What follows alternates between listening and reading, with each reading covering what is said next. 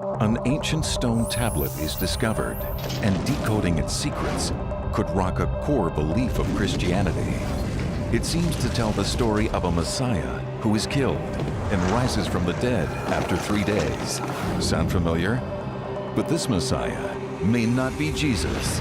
This is one of the secrets of Christianity being unearthed by investigative journalist Simcha Jakubowicz. From deserts to tombs, from Rome to the Holy Land, Simcha tracks down the truth behind historical myths, long-held beliefs, and some of the greatest biblical stories ever told. This is a photograph of a unique and mysterious 2,000-year-old tablet or stone. This is the Church of the Holy Sepulchre, where Christians come to celebrate and commemorate the resurrection of Jesus 3 days after the crucifixion. This may shake up that. The stone emerged from the antiquities market, and incredibly, the ancient Hebrew text can still, for the most part, be easily read. The key line is this: I, Gabriel, command you, the Prince of Princes, in 3 days, live. Now, that may sound strange to the modern ear, but when I first heard about it, I almost fell off my chair. I mean, we're talking about a 3-day resurrection. If it's referring to Jesus, this bit of archaeology is the earliest archaeological artifact that refers to him. If it predates Jesus, then who is this Christ-like figure that we didn't know about before? Who is this Jesus before Jesus? To decode the stone, we have to figure out, when was it written? Where did it come from? And first, who is this Gabriel mentioned on the stone? In both the Hebrew and Christian Bibles, Gabriel is an angel whose main job is to announce the Messiah. In the Gospels, he's the angel who announces to the Virgin Mary that she will give birth to Jesus. On this stone, Gabriel is not speaking to a woman. Rather, he is talking to a prince of princes, code word in Jesus' time for a Messiah. So the inscription seems to speak of a Messiah who dies and is ordered by the angel Gabriel to rise again after 3 days. Until now, this has been associated only with Jesus. But renowned biblical scholar Israel Knoll, who brought the stone to light, believes that the stone predates Jesus. Here we have, for the first time, an evidence that the belief in the death and resurrection after 3 days of a messianic leader existed even before the time of Jesus. I can already hear some of the objections. What are you saying here, that Jesus was a copycat? And I must say, that's a totally unhistorical way of approaching the issue. If you think that Jesus was influenced by no one, and he knew exactly where he was going, and he landed like an alien from outer space, there's no point looking at any archaeology. But if you put Jesus in his historical context, first century Judea, he was, after all, a first century Jew, then you suddenly have to say, wait a minute, here's a man living in a country under Roman occupation. Clearly he's going to be influenced by people, and he's going to influence people. When it comes to this stone, now known as the Gabriel inscription, Knoll's theory is that Jesus was influenced by someone, since the stone predates Jesus. But does it? The answer depends on whether the inscription was written before the crucifixion. And to find out, Simcha comes to the ancient city of Jaffa in Israel to meet with Robert Deutsch. Deutsch is an epigrapher, a specialist in ancient inscriptions. He's also one of Israel's foremost licensed dealers in antiquities. So he should be able to explain how artifacts like the Gabriel stone are dated. It has here a poster of the inscription. Deutsch is using a full-size paper copy of the stone, prepared by the academics who studied it. The Gabriel inscription is a very important inscription. The text is important. The development of the shape of the letter dates the piece. What do you mean that you can date it from the shape of the letter? It develops like a car. The shape of a car, it was never the same before, and it will never be the same after that. So if you find a car, you can say what year it was. Exactly. This is typology, which is a very, very accurate tool. To illustrate the point, in the 1st century BC and early 1st century AD, the Hebrew letter Lamed, L in English, had a long neck and then lost it. During the same period, the Kuf, or K, lost its little cap. And the Mem, the letter M, initially square, became rounded, losing its squiggles in the process.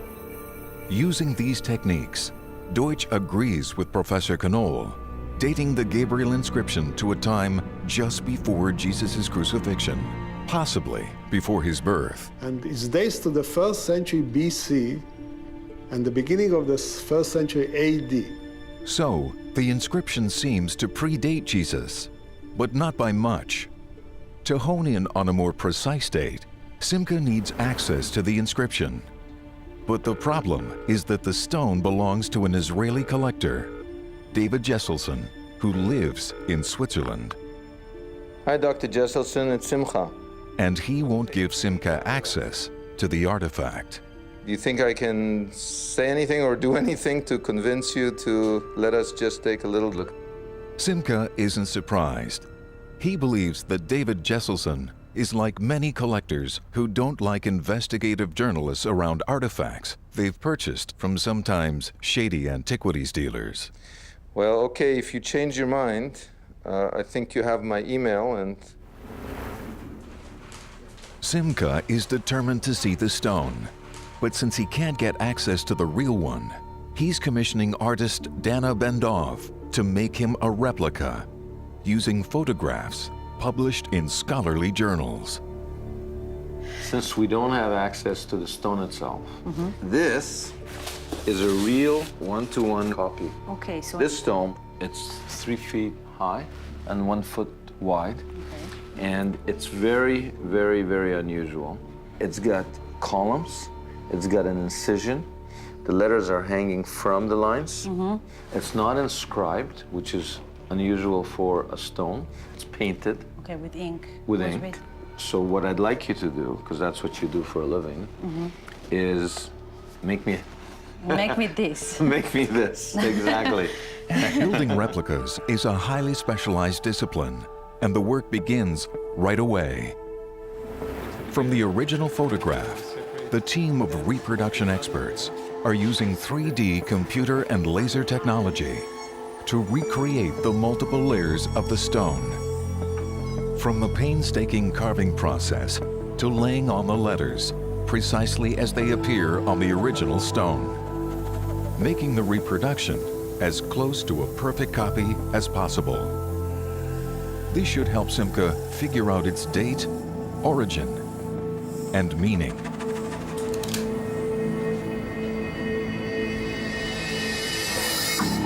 Though some have questioned Knoll's reading, no archaeologists have challenged him.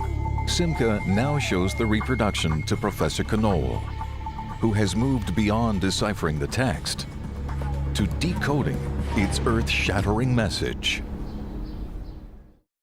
In 2007, an ancient stone came to the attention of scholars that has the potential of shaking Christianity to its foundations.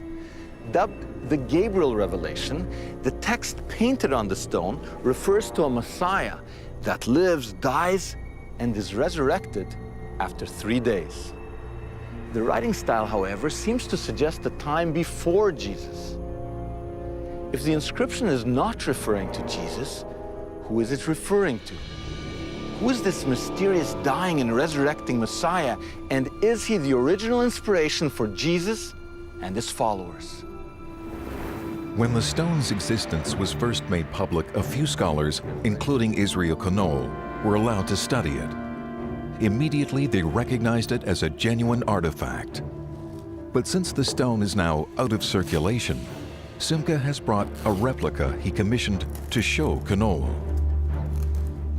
Does it look like the original? Very much, very much. And look at this, look at the lines. Yeah, the lines, he did them very nice, yes. Where are the key words? I just want to make sure. Here is Leshloshet Yamin. In 3 days. Reading the Hebrew text, Professor Knoll begins to decode it. For Knoll, the key historical clue is a reference to 3 shepherds. I have sent my people, my 3 shepherds. 3 shepherds. Knoll thinks one of these shepherds, living around Jesus' birth, is the Messiah mentioned on the stone. Their story begins at the end of the 1st century BC with Herod the Great. Herod was appointed by the Roman Emperor Augustus to rule Judea and do Rome's bidding. He was a tyrant, hated by his subjects. Paranoid that a Christ-like figure would dethrone him, Herod is remembered in the Gospels as the ruler who killed innocent babies, fearing that one of them might be a Messiah. When Herod died in 4 BC, his death triggered a messianic fever. Rebellion broke out on 3 fronts across the country. This was the beginning. This is the place where the serious rebellion started, here, at this point where we sit here now. Was this a nationwide revolt? Yes, Israel was literally burning during this rebellion, yes. There were 3 centers for this rebellion, 3 messianic leaders. One, Judah in the Galilee, the second one, at Longus in Emmaus, and the third one, Simon from the Perea, from the area of Transjordan. Suddenly, our idea of the world that Jesus was born into seems very different from anything that we heard about in Christmas carols. I mean, this was no tranquil land with shepherds tending their flock and wise men following stars. This was a land riddled by political unrest and violence, rape, pillage, crucifixions, Jews against Romans. There was a revolution going on. And there were not 1, but 3 revolutionary leaders, or messianic shepherds. One of them seems to have inspired Jesus. But which one? Could it have been a Tragus from Emmaus, which is just outside of Jerusalem? Despite more than a century of digging here in Jerusalem, not a single Gabriel-like stone, not one, has ever been found. I mean, ink, painted on stone, anything that resembles it. Now that's very significant because archaeologically speaking, if you have a tradition of memorializing people on stone, then you find more than one. So the fact that not a single one has been found in this area pretty much eliminates a Tragus as the dying and resurrecting Messiah mentioned on the stone. Well, that eliminates him. The next candidate is Judah. He operated in the Galilee close to Jesus' hometown of Nazareth.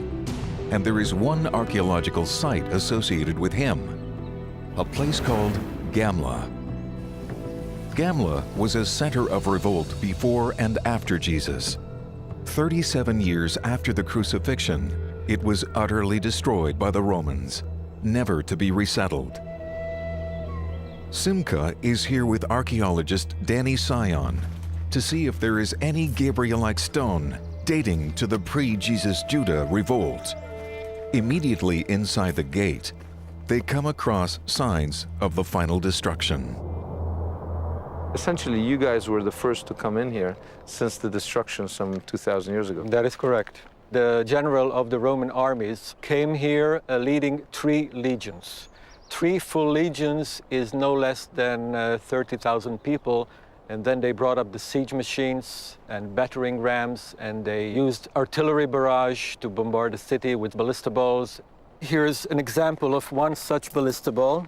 This guy weighs about 5 kilos. These things are coming raining down on your head. Exactly, exactly. How many have you found of these? 2,000. 2,000? Yes. In addition to the ballistas, they used arrows. We found at Gamla 1,600 arrowheads, which is probably more than all the arrowhead finds in all of Europe put together.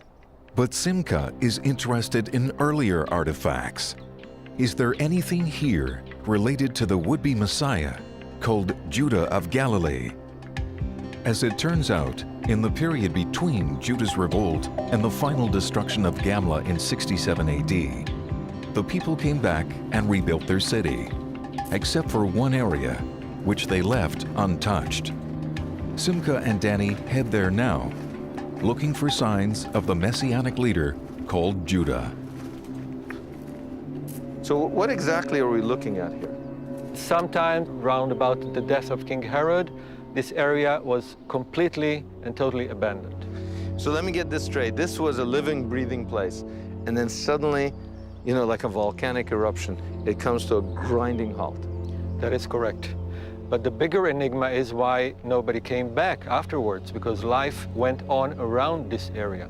People living right around. Right around. Could it be that this place that we're standing is actually, in a sense, a monument to the revolt at the time of Judah? The timing is right with the death of Herod, and the reason that people lived around it but didn't enter it is because so many people died here, they didn't want to go into what, in essence, was a graveyard. That is certainly acceptable proposition. Simcha's convinced that Judah, the messianic leader who led the revolution, left such an impression on the people of Galilee that sections of their towns were left as permanent memorials. But no Gabriel-like inscriptions have been found in Gamla. So this leaves Simcha only one candidate for the Messiah before Jesus, Simon of Perea. Perea is located on the Jordanian side of the Dead Sea. It is here that the most famous writings ever found were unearthed. They are called the Dead Sea Scrolls and are housed in a special museum in Jerusalem. Discovered in 1948, the more than 2,000-year-old documents are the oldest biblical texts ever found. When scholars first studied the Gabriel inscription, they were struck by the fact that it looked like a Dead Sea Scroll on a stone. The similarities between the scrolls and the Gabriel inscription are impressive. Both are written in ink. On both, the text is written in 2 columns, and both have the Hebrew letters suspended from the upper guidelines. All this suggests that the stone, like the scrolls, originates from the shores of the Dead Sea. So in search of a Gabriel-like stone in the area of Perea, Simcha travels here to meet with archaeologist Konstantinos Politis, who's been digging in this area for 20 years. Well, this is our dig house for the last 20 years, so we've got all our goodies in here, too. I'm excited about seeing the goodies. Please, after you. Wow, talk about goodies. Oh my God. Well, I don't this is where think museums have this much. Oh. well, all this is going to go into the museum, but for the moment, it's in our storage. Pottery, mosaics, human bodies in the background. Are you serious? Yeah, there's about 50 bodies back there. 50? Maybe more. Yeah, this is really neat. Among the artifacts unearthed by Politis, Simcha is struck by ancient Jewish and Christian gravestones, reminiscent of the Gabriel inscription. But these don't have writings. However, Politis has a lot more artifacts in his overflowing archaeological workplace. Well, there's a number of tombstones here. We're running out of space, so we just put them in this bathroom. But, like these, for instance. So what is that?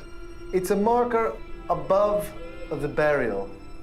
Simcha now understands that Gabriel-like stones can be grave markers. But everything Politis has shown him is inscribed, not painted, and written in Greek. The Gabriel inscription is written in Hebrew. Well, let's see what we've got under here. We've been here for a while, but yeah. Look at that, my goodness. I have dust bunnies under my bed. We can pull out some of them. Let's see. Rough on the back. Yeah, it's a bit. Ah, here you go. That's a Jewish one. Whoa. Very simple. It's faded, but this one is Hebrew. Politis now shows Simcha several Gabriel-like Hebrew stones. It's a tradition of writing in paint directly on a stone without engraving, and it seems to be more common amongst the Jewish ones. We're here for a reason, and I think the Gabriel inscription seems to come from this area. We know that in the Dead Sea area, there is this tradition of writing, painting letters on stone. It's not unlikely that the Gabriel inscription could also be coming from this area as opposed to other eastern desert areas. By tracing the stone to Perea, the investigation seems to have linked the dying and resurrecting Messiah with Simon of Perea, the man who may have inspired Jesus.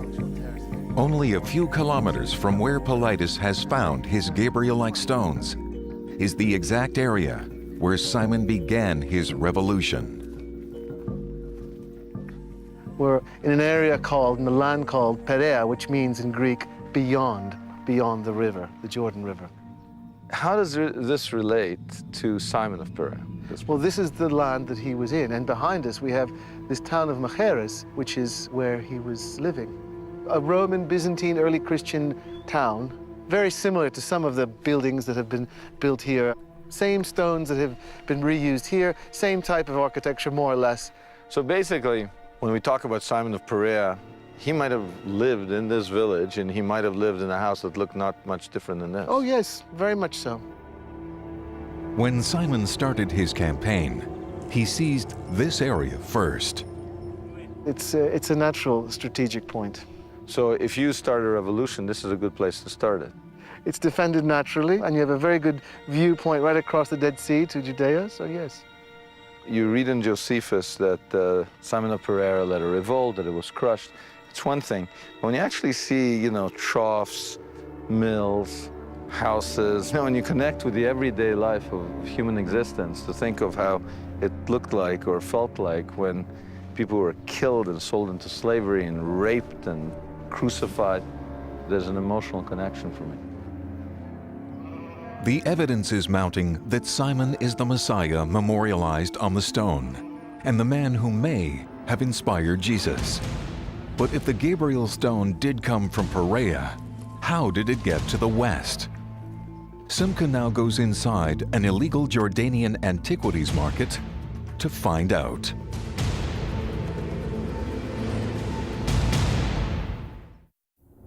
In 2007, Professor Israel Knoll drew the attention of scholars from around the world to a remarkable inscription painted on stone that refers to a Messiah that dies and is resurrected. The writing style seems to suggest a time before Jesus.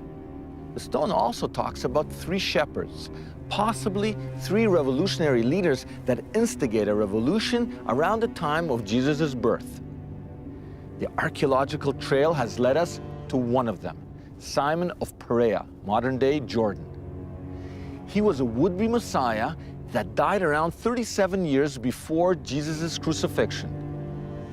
But before we conclude that it is Simon and that he is indeed the model for Jesus, we have to make sure that we understand how a stone that originated in Perea, Jordan, made its way into the modern Western antiquities market.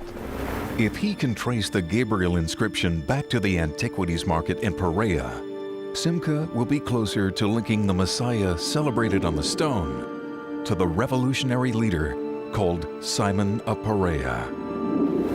Here we are, we're surrounded by literally hundreds of thousands of robbed out tombs. And if you look at the entire area, the whole hill above us, All those dimples, all those holes in the side of the hill, those are robbed out tombs. looters' tombs. They come at night and they're digging quickly, but that hole could have several tombs underneath there. And it's basically people who live around here.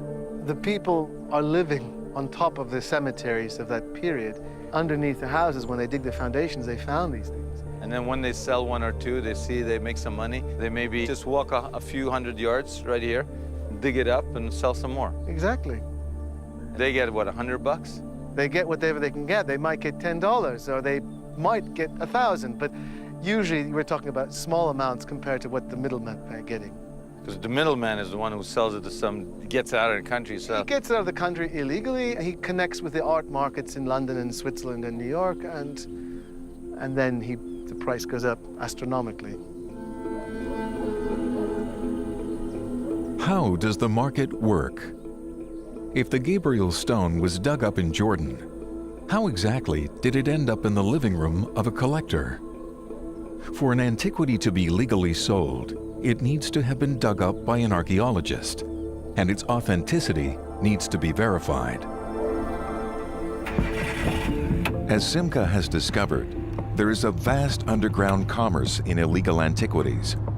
Looters outnumber archaeologists and regularly dig up ancient artifacts, then sell them to dealers on the black market. How are you? You speak English? Our team now hooks up with one of those dealers. Transactions like this one take place in secret locations, as no one wants to be identified with this kind of illegal business. How much for this? 10,000. After buying artifacts from looters, dealers then sell their wares to collectors and tourists, but the whole thing is illegal. 15,000 GDs. 21,000 US.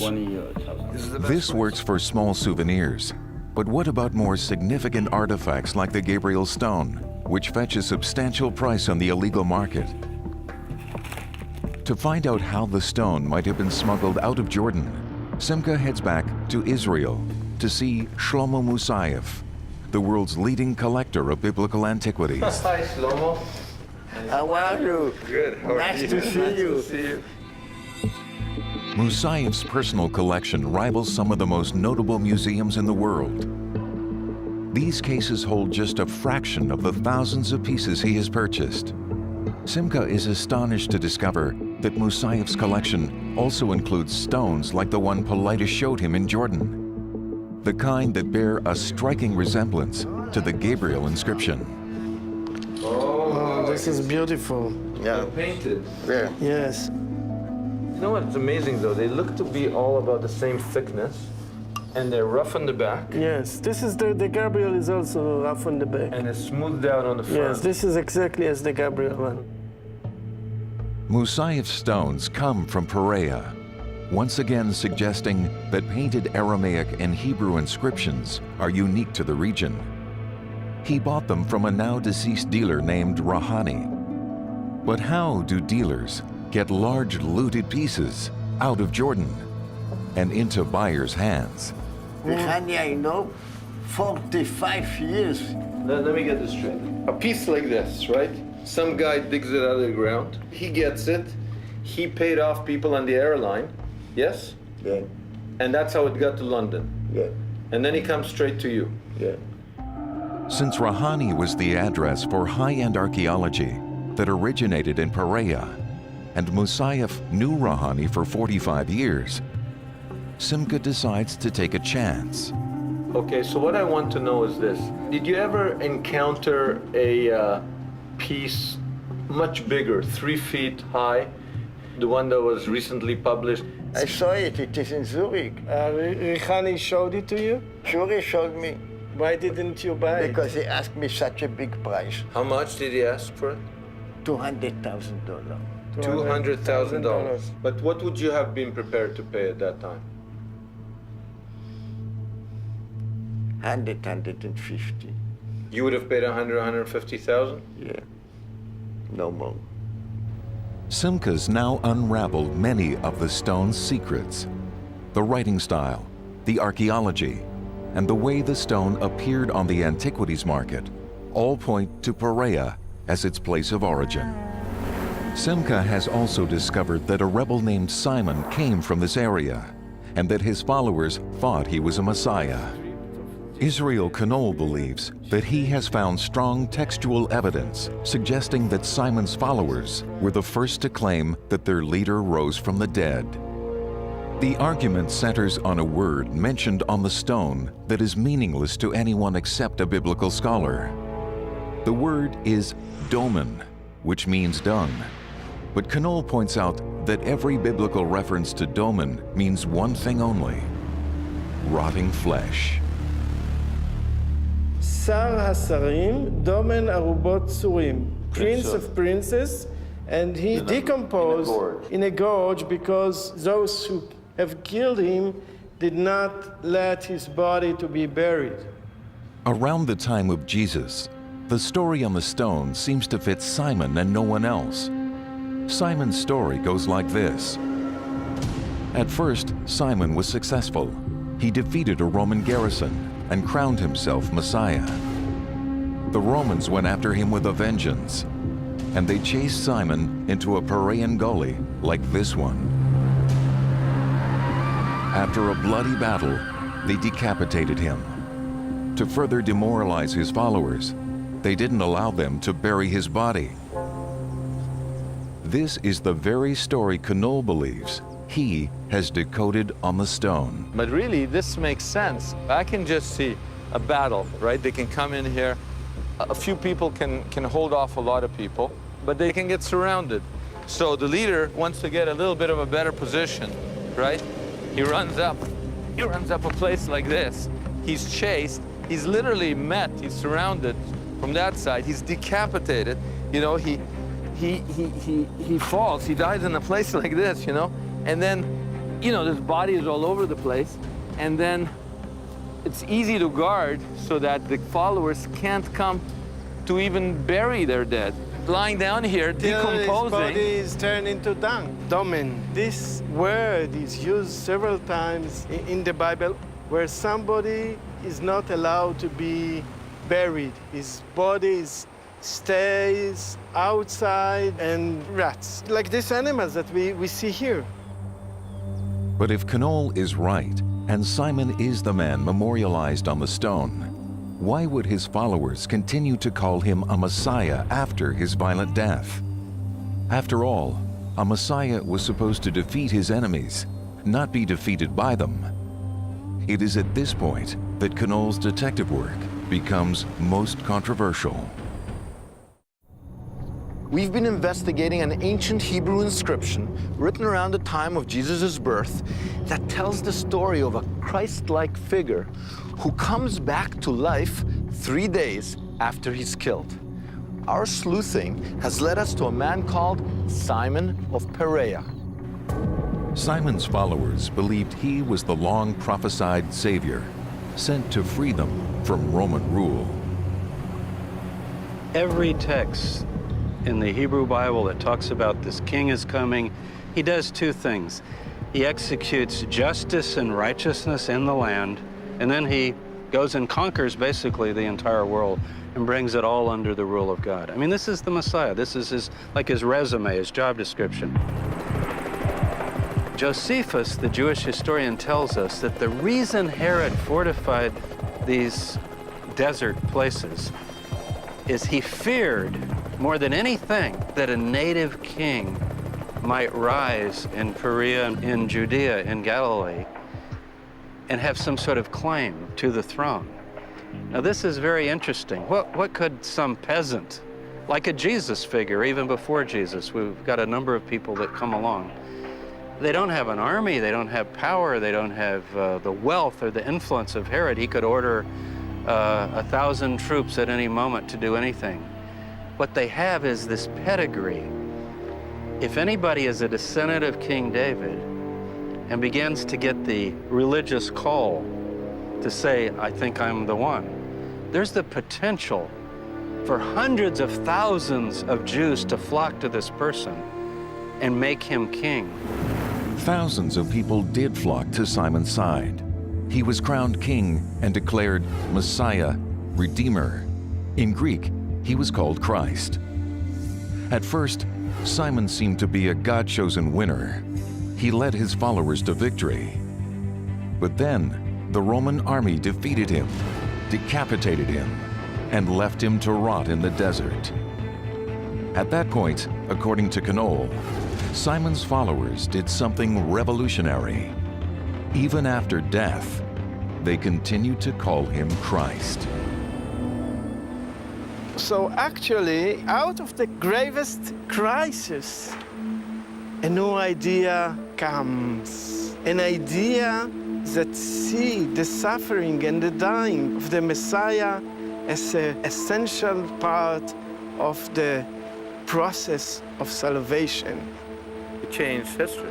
Yes, of course. In the next generation, this ideology will be picked up by Jesus. It will be a leading ideology for his messianic activity.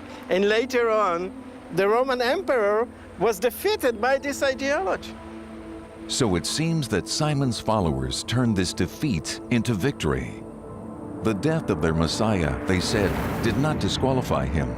In fact, his suffering proved that he was the Christ. According to Knoll, this theological spin was made possible by arguing that all along, Scripture predicted not one, but two Messiahs. A winner from the line of David and a suffering servant from the line of Joseph. If Knoll is right, the Gabriel inscription, which is at least 400 years older than the earliest New Testament text, is the earliest document ever found mentioning a suffering Savior.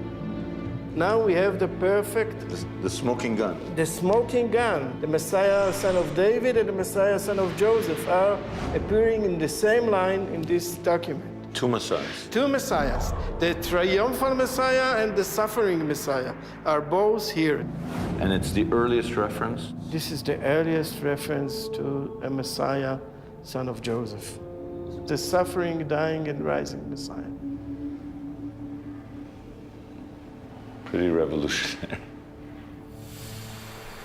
We've got a text now that shows us this notion of a suffering Messiah who's raised from the dead is already being developed within Judaism. So it's not something Jesus came up with. It's not something the disciples came up with.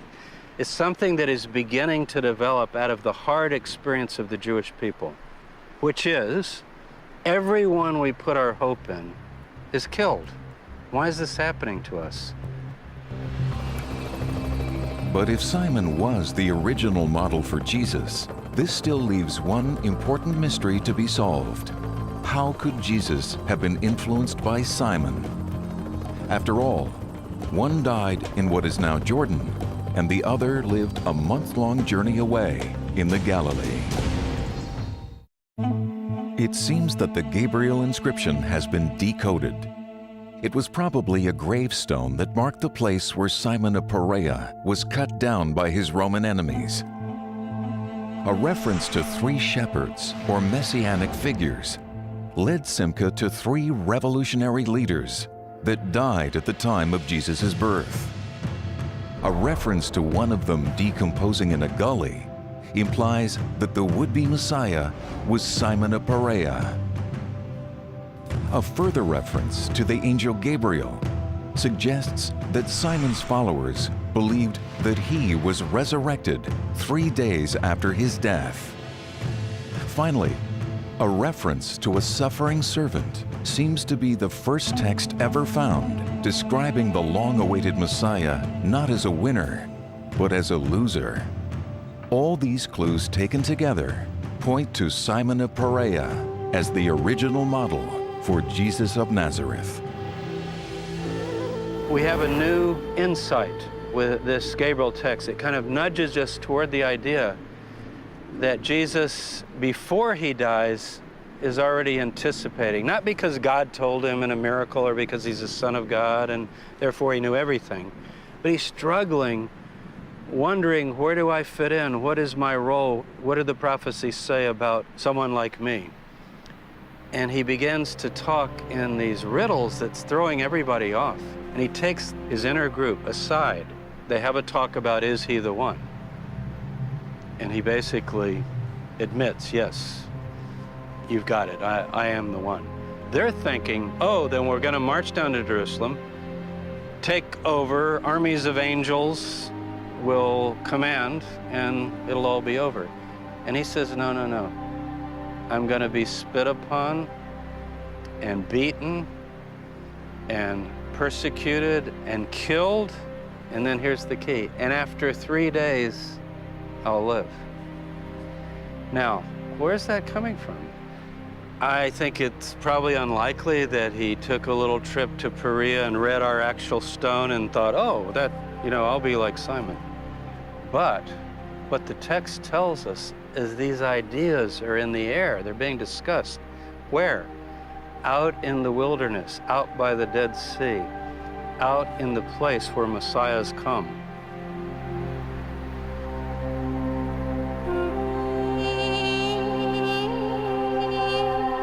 But how would Jesus, who lived in northern Israel, have been influenced by Simon, who lived in Perea, modern-day Jordan? I mean, the two are 130 miles apart, a month-long journey in Jesus' time. Well, it turns out that in precisely the same location where Simon lived and died, Jesus' cousin, John the Baptist, lived and was beheaded. In order to fill in the last piece of the puzzle, Simcha travels with Israel Knoll to Machaerus and Perea, where John the Baptist was imprisoned by Herod the Great's son, Herod Antipas. Like Simon and Jesus, John the Baptist was preaching a religious revival that set him on a collision course with the Roman authorities. And it is here, in this stronghold, that John the Baptist lost his life. If we are asking ourselves, how is it possible that Jesus got this ideology? Who was the link?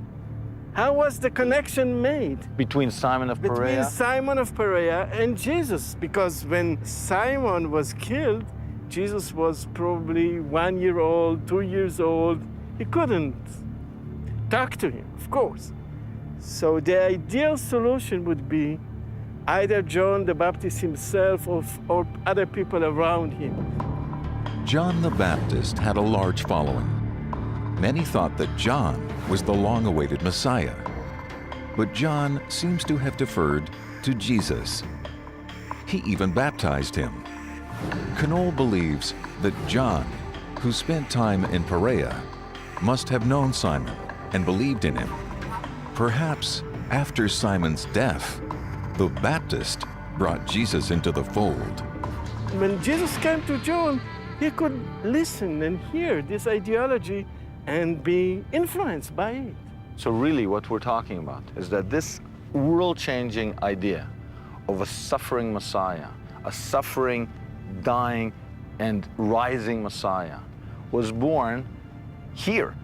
And that the link between this idea that grew up around Simon of Perea and Jesus may have been Jesus' cousin, John the Baptist, who was beheaded right here. Yes. You got to ask, what shepherd or Messiah was left to rot and die in the crevice of a rock around the time of the death of Herod? I mean, it's rare that we can do this. We can pretty well say, I think, this is this Shimon, Simon. And Professor Israel Knoll has solved a mystery, I think. At this moment of 4 BCE, the Romans thought, okay, we crushed this rebellion. We killed the Messianic leaders. Simon is dead in Transjordan in a narrow valley there. At the end, but this will take time, Rome will be conquered by disbelief, by the followers of disbelief. So the Jewish Messiah wins out. The Jewish Messiah, transforming to the Christian Messiah, will defeat the Roman Empire. Some 2,000 years ago, Simon's followers came up with a revolutionary, world-altering idea. Namely, that a defeated Messiah is not a false Messiah.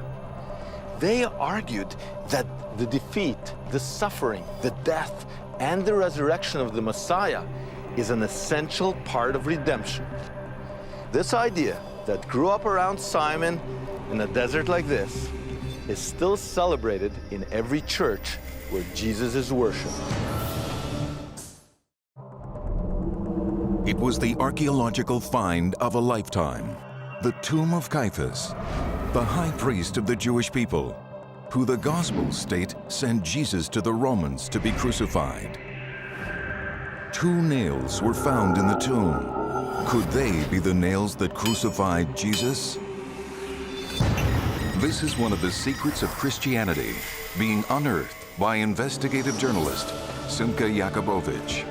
From deserts to tombs, from Rome to the Holy Land, Simcha tracks down the truth behind historical myths, long-held beliefs, and some of the greatest biblical stories ever told. In 1990, here in Jerusalem, just a few meters down this hill, workers building a park, now called the Peace Park, made the most amazing archaeological discovery. They found a 2,000-year-old burial tomb. But it wasn't just the burial tomb of anybody. It was the burial tomb of someone mentioned in the Gospels, the high priest Caiaphas.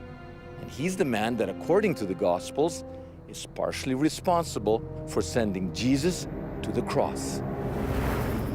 For nearly 2,000 years, Caiaphas's tomb was left undisturbed. Then, in 1990, construction workers stumbled upon a rather large burial site. The Israeli Antiquities Authority, or IAA, sent out archaeologists to excavate the site. What they found was a first-century Jewish tomb. Inside, there were 4 kohims, or burial niches, and inside these, there were 12 ossuaries, or bone boxes. These limestone coffins, where the bones of the dead are laid, included the ossuary which bears the inscription, Joseph, son of Caiaphas. That story made headlines. But here's a story that didn't make headlines. Nobody reports that, in fact, nobody knows if that tomb still exists. Archaeologists don't know if it was destroyed when the park was built. Nobody cares. And here's something else that no media whatsoever reported. Inside that tomb, they found 2 Roman nails. Wait a minute, they found 2 nails in the tomb of the man who sent Jesus to the cross and nobody reports it? Why? And what's more, where are they? The first stop in any investigation involving an Israeli archaeological site is the Rockefeller Museum in Jerusalem. It is headquarters for the Israeli Antiquities Authority. These archives house the original reports of every archaeological excavation supervised by the IAA. Simca locates the 1990 Caiaphas tomb archaeological file. In it, he discovers the original drawing of the tomb.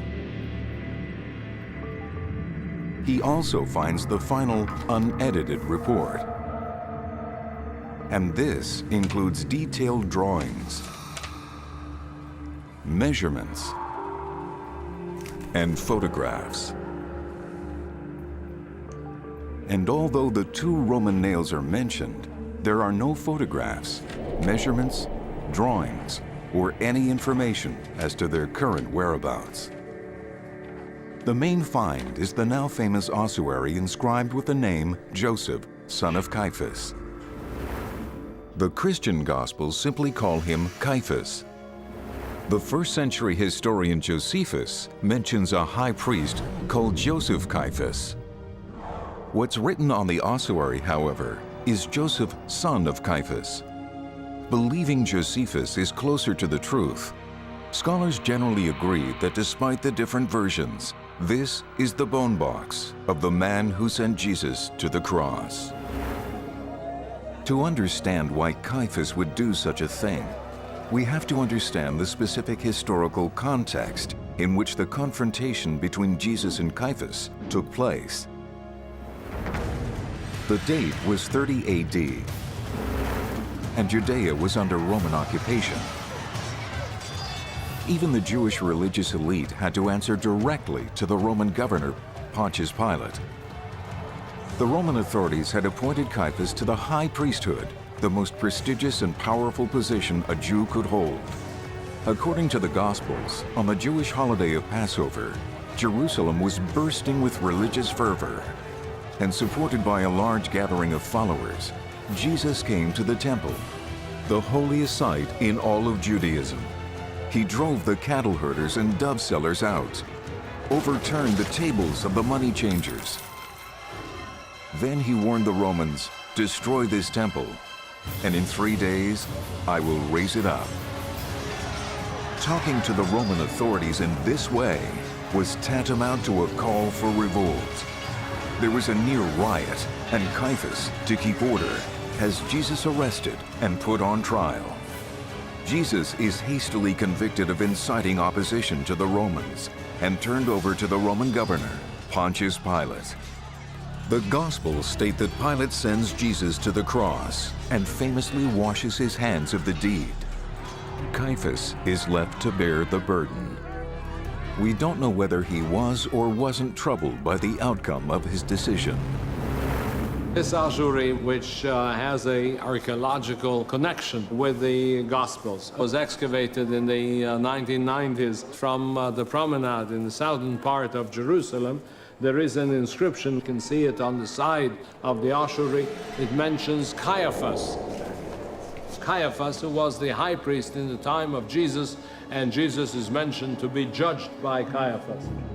The ossuary has been sent around the world, and millions of onlookers have had a chance to view it in person, witnessing up close what scholars believe to be the first ever discovery of a man who came in contact with Jesus.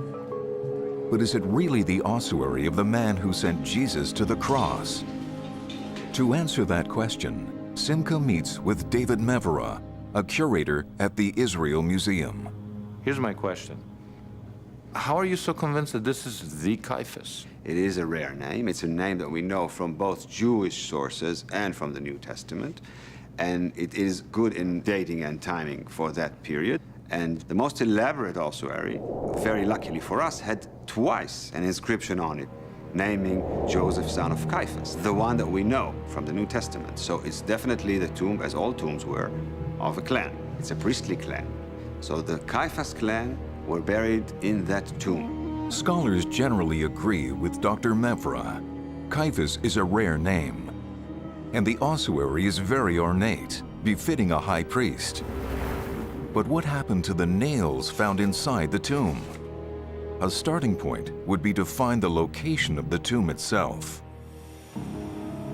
In search of the nails of the crucifixion, Simca is on his way to the Peace Park to look for the tomb. He has two clues.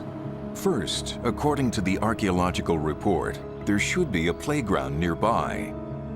But even if he finds the playground, how does he identify the tomb if it's been covered up? The second clue is provided by Jewish religious law. According to this law, before sealing a tomb, the archaeologist must insert a nephesh or pipe for the free flow of spirits that once inhabited the tomb. The nephesh is somewhere in this park, but where? Okay, guys, this is it. At least I hope it's it. There's supposed to be some kind of children's park or something nearby, and we're looking for a green pipe sticking out of the ground. Each one of us grab one of these terraces, and let's find a tomb.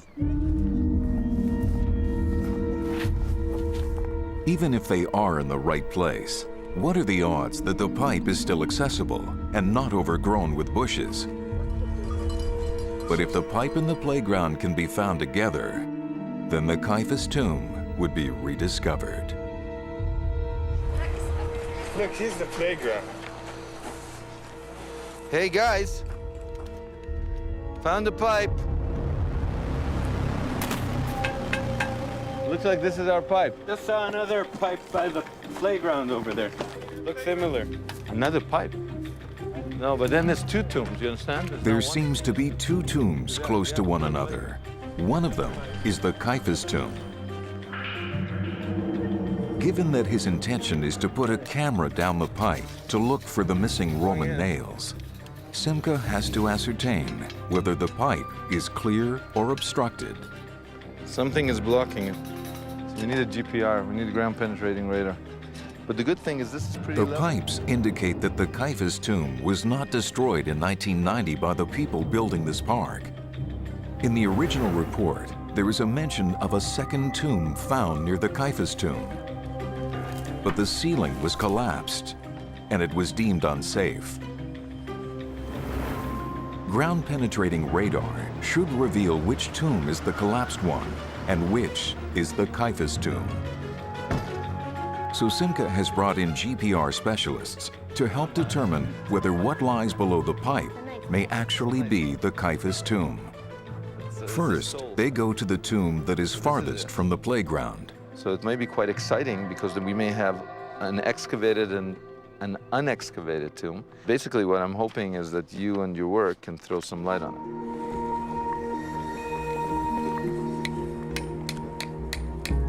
Ground-penetrating radar can be used to determine whether areas below the surface hold ancient archaeological sites.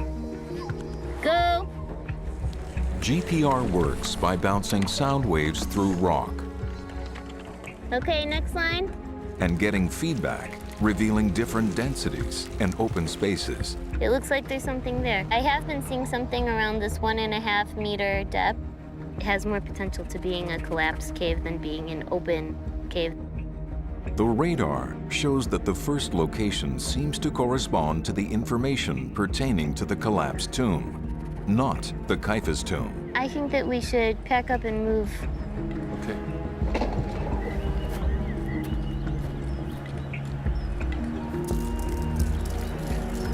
My gut feel?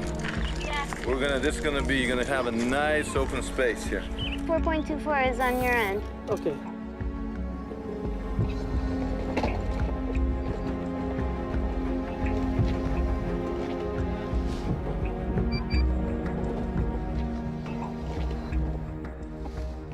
See there? We have something here. That's great, that's great, that's great. All right. Okay, we've got a tomb. Hello, Felix? We've located the tomb. Could it be that the nails are still down in the tomb of the man who sent Jesus to the cross? The only tomb ever discovered that scholars generally agree belongs to someone mentioned in the Gospels was found in Jerusalem in 1990. It was the tomb of Caiaphas, the Jewish high priest, that according to the Gospels turned Jesus over to the Roman authorities, who then crucified him. Although Caiaphas's ossuary or bone box was put on display, the tomb itself was covered over. More than that, 2 Roman nails found in the tomb disappeared. They were not sketched, photographed, measured, or archived. Could it be that they were the nails that were used to crucify Jesus? Is it possible that Caiaphas kept them as some kind of morbid souvenir of the most infamous execution in history? Although we know that tens of thousands of people were crucified, the fact is that there exists only one archaeological artifact attesting to this gruesome practice. It was found in 1970 here in Jerusalem. The artifact is a crucified heel, now being kept in a lab at Tel Aviv University. When it was found, it made international headlines. Scholars went out of their way to say that the crucified heel did not belong to Jesus, but rather to a man called Jonathan, who lived around Jesus' lifetime. The heel has never been exhibited in public due to religious sensibilities. Nonetheless, Professor Hershkovitz agrees to show it to Simca. This is the original. This is the only evidence we have for crucifixion in the world. In the world. I know it's very popular these days to say that they use some kind of ropes to tie the crucified person to the crossbar, but in a way this doesn't make sense because you can't do crucifixion without bloodshed. The whole philosophy, it's humiliation and punishment. I myself, I disregard the story of ropes. You know, for crucifixion, I think they were using nails. They were using probably short nails for the palm of the hand and longer nails for the heel bone. Classic Jesus painting one going through the hand is more accurate. I believe so. According to Professor Hershkovitz, we learn from the crucified heel bone that there were at least 4 crucifixion nails used, 2 on the heels on either side of the upright post, and at least 1 or 2 on each hand. And we now know from the heel bone that nails had to be at least 12 centimeters long for the heels, but we still don't know how big the hand nails had to be. Now that Simca knows what a crucifixion nail looks like, he heads back to the Rockefeller Museum. Archaeology is all about context and clusters of artifacts. If Simca is ever going to figure out the mystery of the missing nails from the Caiaphas tomb, and whether they might be the nails of the crucifixion, he has to find out what other artifacts were found with the nails. And here, there is no lack of detailed information. Including the nails, the report lists 5 items. All of them have to do with the afterlife. The first find mentioned is an oil lamp. Oil lamps were used to commemorate the dead. The second artifact is a glass perfume bottle. These expensive bottles were associated with women. Unlike today, each woman had her own perfume mixture. So it is likely that the scent of a woman was associated with her soul. After all, perfume is associated with scent, and scent, in Jewish tradition, is associated with the afterlife. The next item is the most surprising. One would not expect to find it in the tomb of a Jewish high priest. It is a Roman coin found in the skull of a woman buried in the tomb. A coin in the skull is common to pagan burials, not Jewish ones. Coins were placed under the tongue of the deceased so that the soul of the dead could pay the boatman when crossing the mythical river Styx in Hades. After the flesh rotted, the coin fell into the skull. The presence of the coin in the skull shows that this family of Jewish high priests were influenced by Roman burial practices. So the coin was also associated with the afterlife. And then there were the nails. What possible connection could they have with the afterlife? As it turns out, in first century Judaism, only one type of nail was associated with the afterlife: nails used in crucifixion. They were considered to be a powerful talisman, protecting their owner in this life and the next. Taken together, the ossuary, the lamp, the glass bottle, and the coin all tell the same story: an obsession with the afterlife.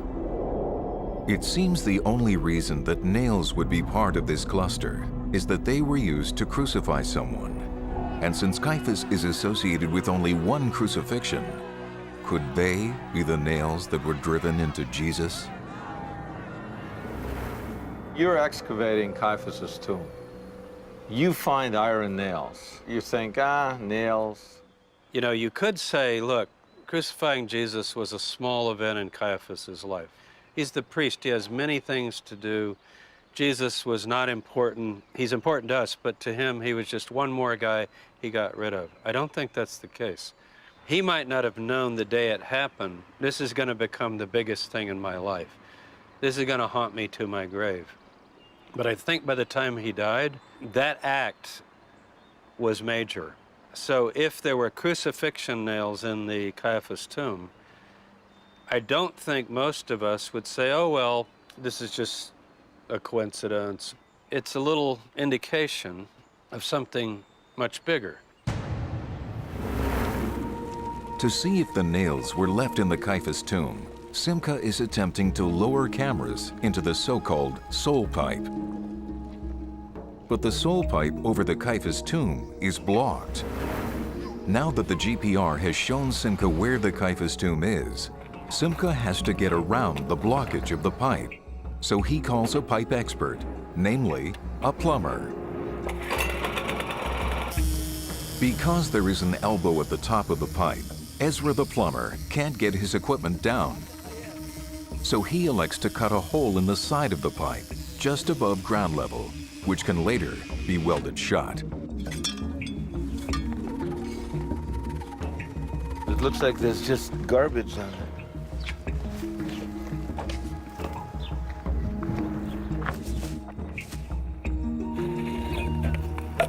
Yeah, the bottle.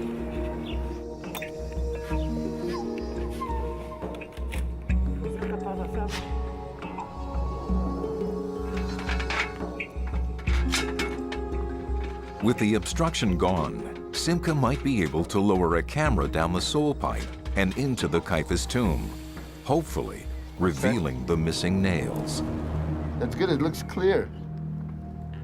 I see the curve, it looks empty, I didn't expect it. Simcha now gathers his team that includes experts at working robotic cameras. After due preparation, they're finally ready to put a camera down the pipe. Bill Tarrant is one of these experts. All right, so go for it. All right, we're gonna go for it. His high-resolution camera, once lowered into the tomb, may detect the nails if they're still there. Okay, there we go. So hopefully you'll have beautiful images for me. Okay. through one pipe. There's the other part of the pipe. With these clear, high-resolution images from the camera, are Simca and his team on the verge of finding the nails of the crucifixion?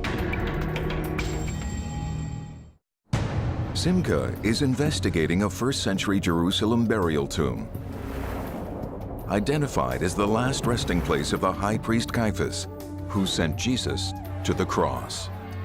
Strangely, 2 Roman nails found in the cave, possibly associated with crucifixion, have gone missing, and the cave itself has been covered over.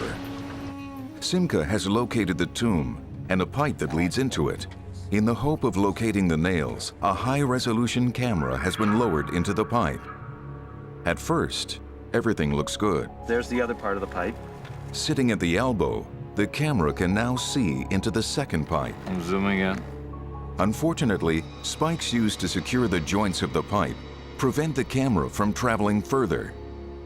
Simca now has to call for a smaller, more flexible camera, but it has to come from another town, so everything has been put on hold.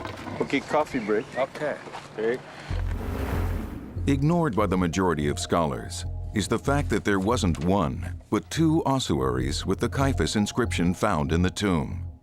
A simple ossuary bearing the name Caiaphas, and an ostentatious ossuary bearing the name Joseph, son of Caiaphas. The first-century historian Josephus mentions a high priest, Joseph Caiaphas. This is taken by scholars to be one and the same as the Joseph, son of Caiaphas, buried in the fancy ossuary.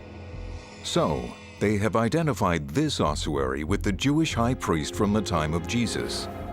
But the Gospels do not call the high priest who sent Jesus to the cross Joseph Caiaphas or Joseph, son of Caiaphas. They simply called that high priest Caiaphas. Can it be that although the gospel writers talk about one high priest called Caiaphas, there were actually two from the same family? One was indeed ostentatious, but the other one was modest. Can it be we've been focusing on the wrong Caiaphas all along? To find out more about the real Caiaphas of the Jesus story, Simca now travels what would have been a 20-day journey at the time of Jesus to modern-day Turkey and on to a small town called Antioch. Early Jesus followers fled here to escape Roman persecution, and it is here that the Christian movement itself was born. Simca meets New Testament scholar Barry Wilson.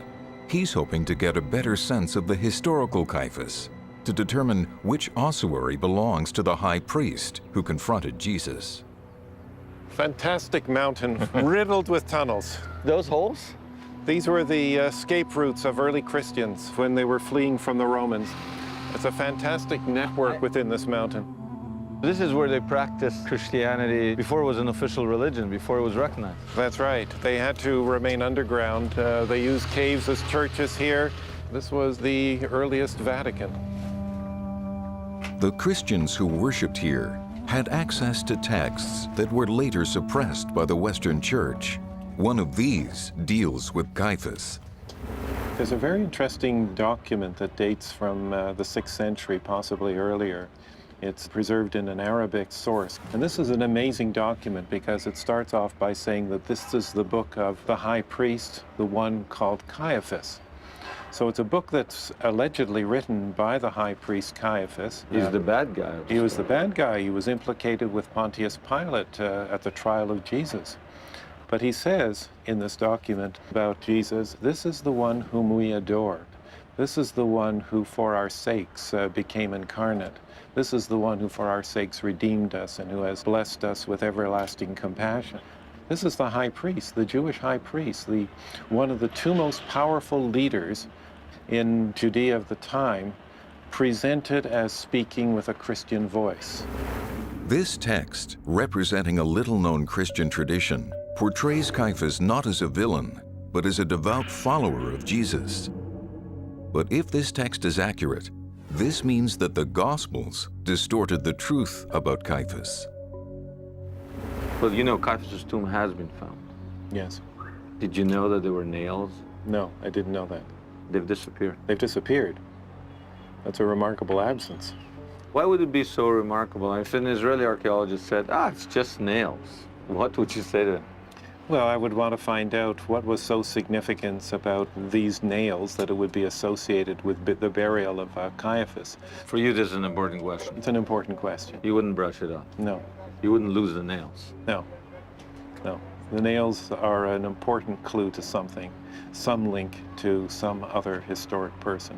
There's only one crucified person that Caiaphas is linked to. And that's linked to Jesus. Armed with the knowledge that there is an alternative Christian tradition depicting Caiaphas as a good guy, and knowing that in the Caiaphas tomb a modest ossuary was found, Simcha now heads back to Jerusalem to see what more he can learn about the real Caiaphas.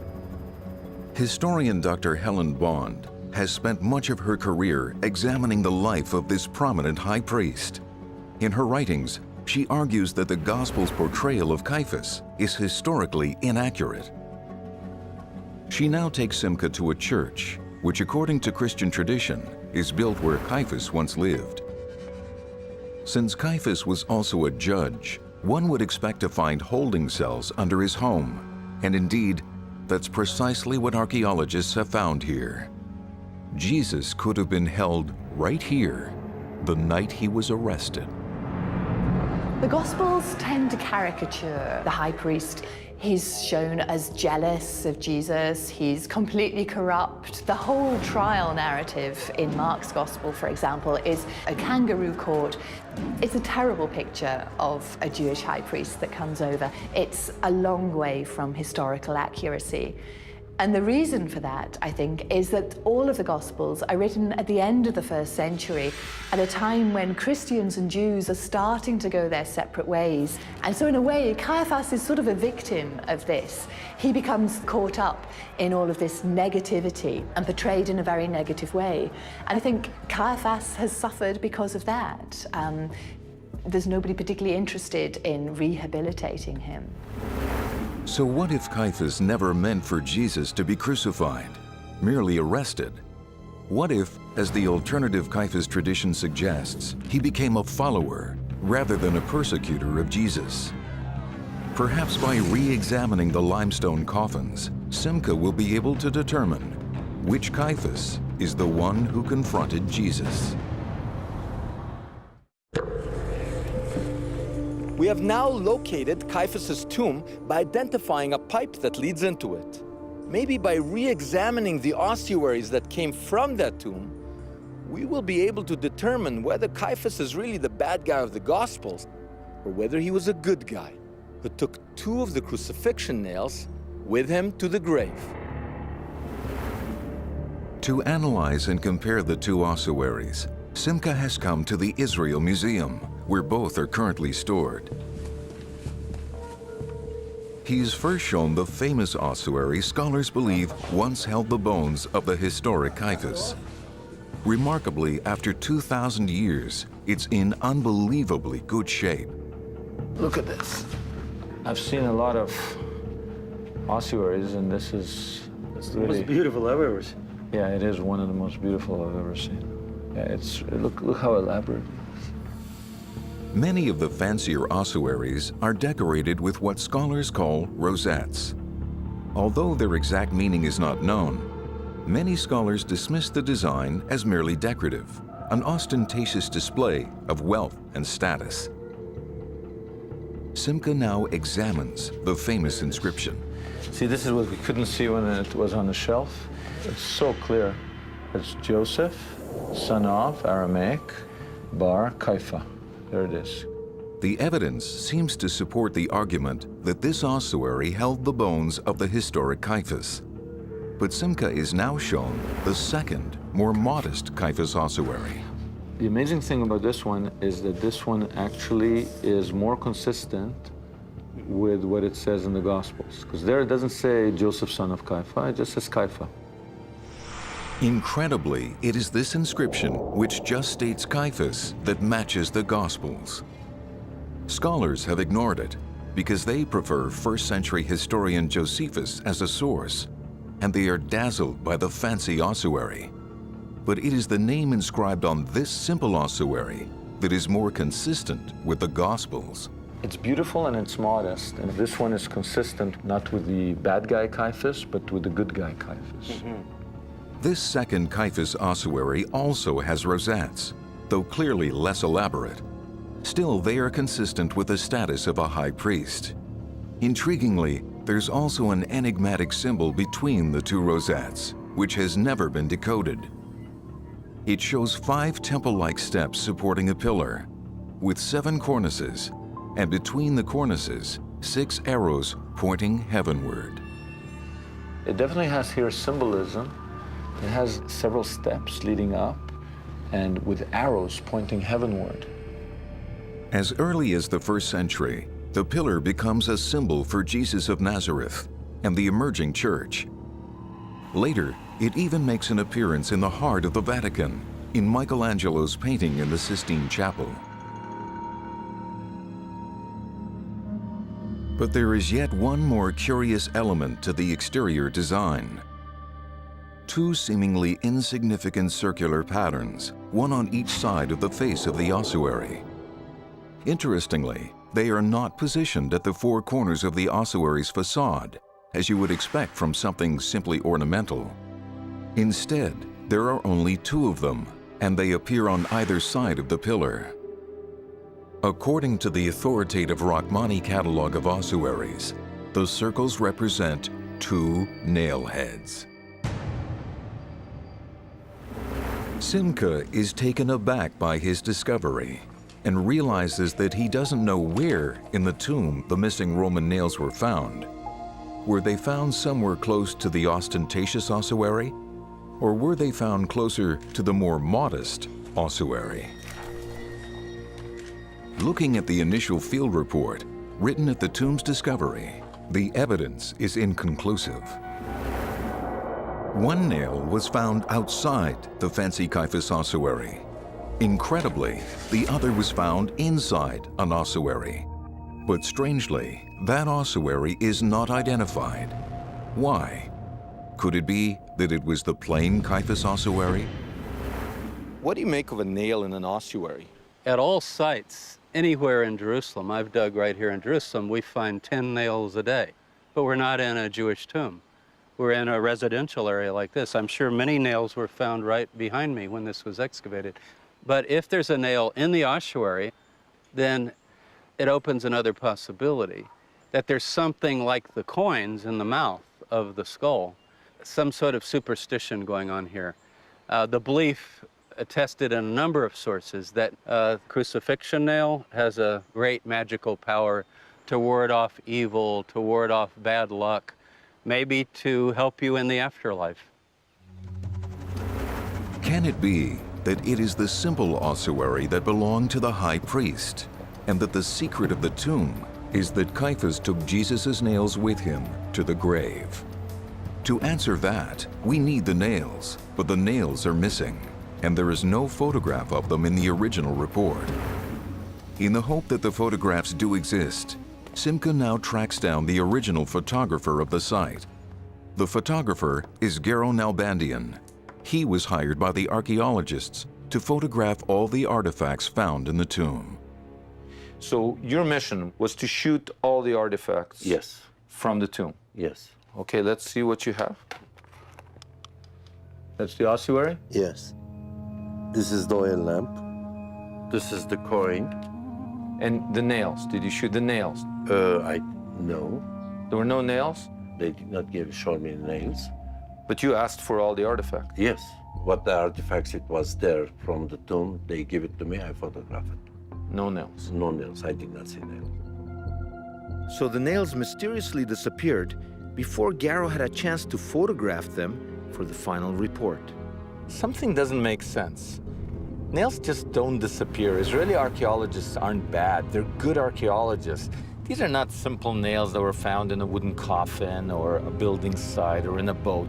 These were special Roman nails in Caiaphas' tomb, one of them inside one of the ossuaries. I just can't believe that they simply disappeared.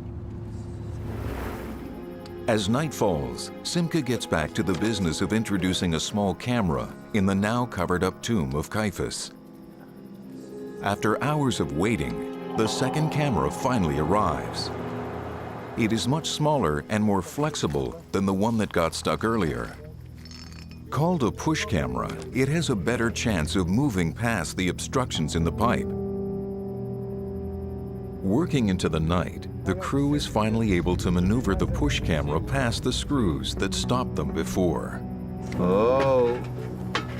Okay, okay, Abby, tilt down. More. Okay, hold it right there. There it is.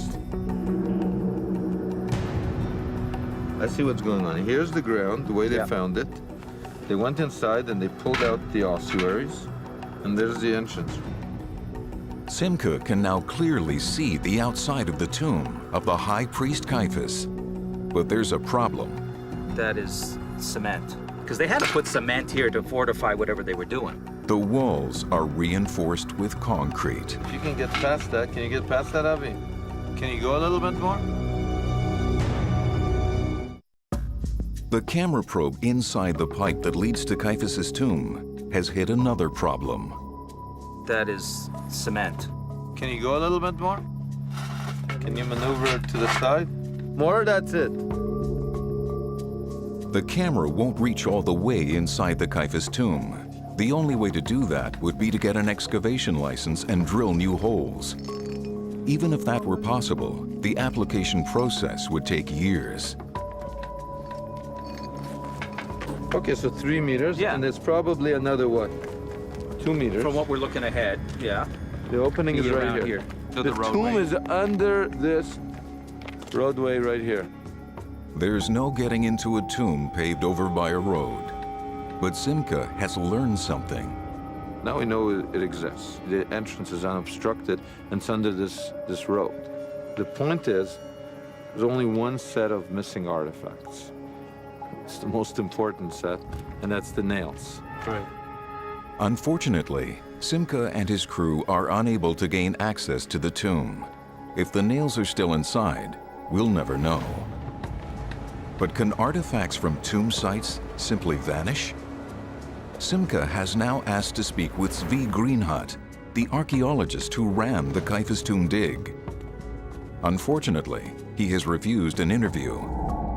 The IAA has offered up fellow archaeologist Gideon Avni to speak in his stead.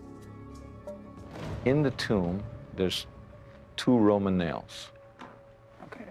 Doesn't someone go, wow, I've poured through the material, but there is no measurement or pictures of the nails. You have to realize, in this country every year you have 300 excavations. The number of artifacts found in these excavations goes to tens of millions. And minor elements, like nails, either they were lost in the stage of processing or storage, or they were mixed with some other context. I'm representing this government institution. There was a question asked about this nail. We checked all the records relevant to this tomb, and we discovered that we don't have the nails. Nails can be either lost or found their way into some other registry or whatever. When you said it could be lost or find itself in some other registry, you mean like not really lost, but internally misfiled in a way? It's a possibility. Meaning it could be sitting in some lab or a shelf? Maybe. Gideon Avni has made me think. Maybe the nails have been under our noses the whole time. If my hunch is right, and the Israeli archaeologists who were involved in the Caiaphas tomb suspected that the Roman nails found there had something to do with crucifixion, maybe they send them to Professor Herskovitch's lab at Tel Aviv University. Now, he's a forensic anthropologist. He deals with bone, not nails. But crucifixion is where bone meets nail. So maybe someone sent the nails there. Maybe that's the right address for our investigation. We've been tracking 2 nails that went missing. The Antiquities Authority, they say it's probably misplaced. Did you ever get 2 nails together? Yes, we have 2 nails together. Yes, sure. From Jerusalem? From Jerusalem. Can we go? Can we go look? Sure, absolutely. So these are the nails? Yes, these are the 2 nails from Jerusalem that arrived to the lab more than 15 years ago from the Second Temple period. Could it be 18 years ago?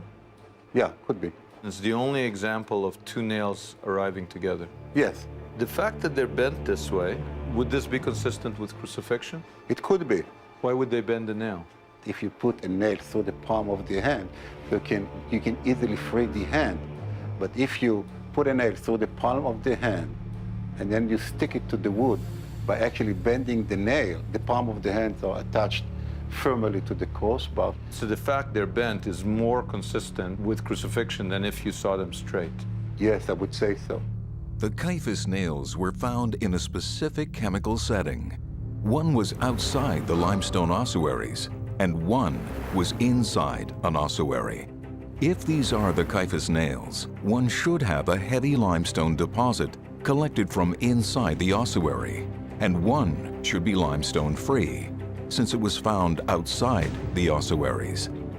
Incredibly, that's just what Professor Herskovits finds.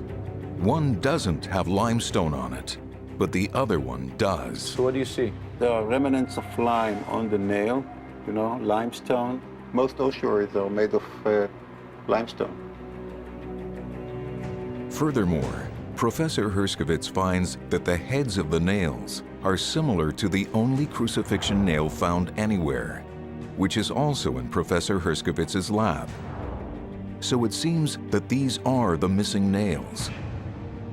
The nails which may have come from Jesus' cross.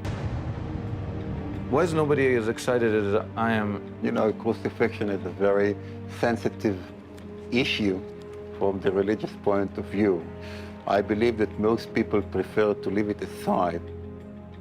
So it seems that religious sensitivities, not science, dictated policy towards these nails. If Caiaphas kept the nails of Jesus for whatever reasons, he felt bad, he felt it would have healing powers, he felt that this shows he has power over him, whatever, this could be the nails of the crucifixion. Here on the campus of Tel Aviv University, our investigation is complete. The fact is that the world may be looking at the wrong Caiaphas ossuary. The man buried in the modest one may be the high priest who faced Jesus at his trial. Furthermore, I think we've made the strongest archaeological argument ever that two of the nails used in the crucifixion have been found. Hidden in the pages of the Christian Bible are clues to a mysterious sea voyage. According to the Gospels, Jesus and his disciples traveled to a place called the land of the Gadarenes. Where is this place? Why did Jesus journey there? If the clues can be decoded, will a secret history finally be revealed? This is one of the secrets of Christianity, being unearthed by investigative journalist Simka Yakubovich. From deserts to tombs, from Rome to the Holy Land, Simka tracks down the truth behind historical myths, long-held beliefs, and some of the greatest biblical stories ever told. Behind me is a small lake in northern Israel known as the Sea of Galilee. According to Christian tradition, it's the location for one of the most dramatic episodes in Jesus' life. It's when he gets on a boat, encounters a big storm, exorcises a demon, and comes face to face with a mysterious people that the Gospels call the Gadarenes. Who are these people, and why did Jesus risk his life to get to them? You know what? I think we can buck 2,000 years of tradition and show that Jesus' voyage did not take place here. In fact, I think we can figure out exactly where he went to and why.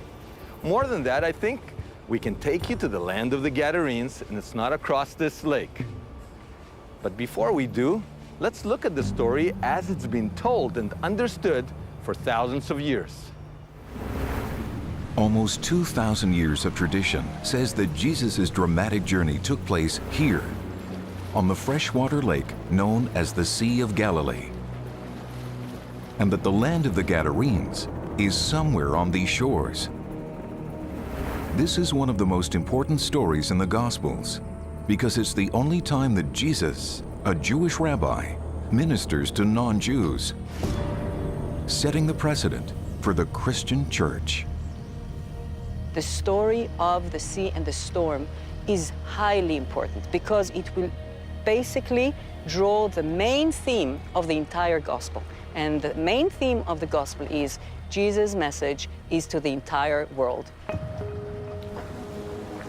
Although the Gospels never name the body of water that Jesus crossed, they do lay out a set of very clear clues as to his destination.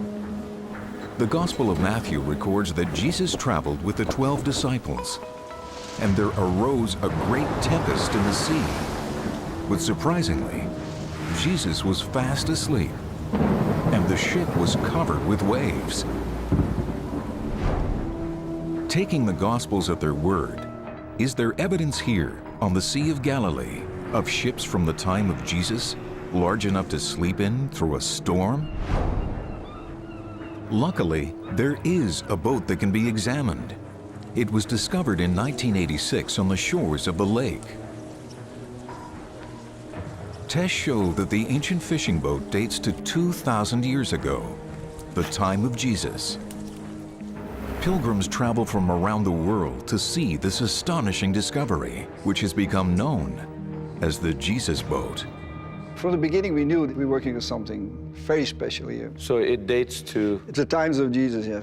You can never prove that Jesus was on it or even saw it. There were about 600 boats working in this lake at that time. It's enough, it's from that time, from that place, it's the only one. And this is how they look like. Archaeologists agree that this was the largest class of boat to sail the tiny Galilee. But a ride in a replica makes the holes in the story obvious. If the voyage took place here, Jesus, all of his disciples, and maybe even a crew would have had to squeeze onto this relatively small boat. And the Gospels are unequivocal. There was a great tempest. Waves crashed over the ship, and Jesus slept through the storm. So is this a good ship to go sleeping in? You can sleep in it, but not in a storm.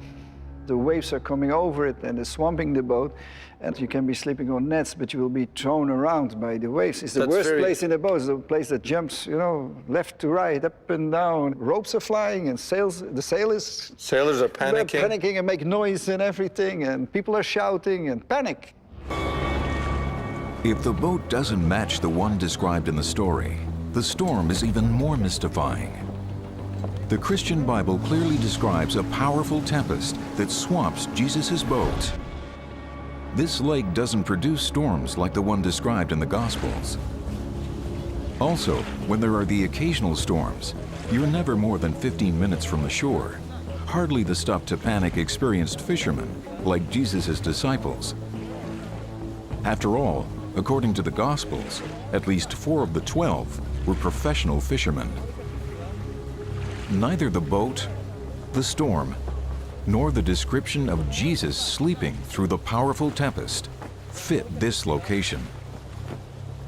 But what about the other clues mentioned in the Gospels? Do any of them fit the Sea of Galilee? The Gospel of Mark says that Jesus traveled across the water to the land of the Gadarenes. And directly on the shore was a necropolis, or city of the dead. Living among the tombs of that necropolis was a possessed man, or demonic. Jesus exorcises the demons from the possessed man, sending them into a herd of 2,000 pigs. The swine immediately plunge off the cliffs into the sea and drown.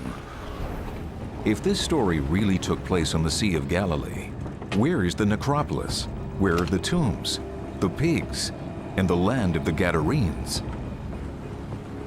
Around the lake, pilgrims point to 3 candidates for Jesus' destination. From his base in Capernaum, they say Jesus would have sailed east, so the first candidate for the land of the Gadarenes is a place that is today called Cursi.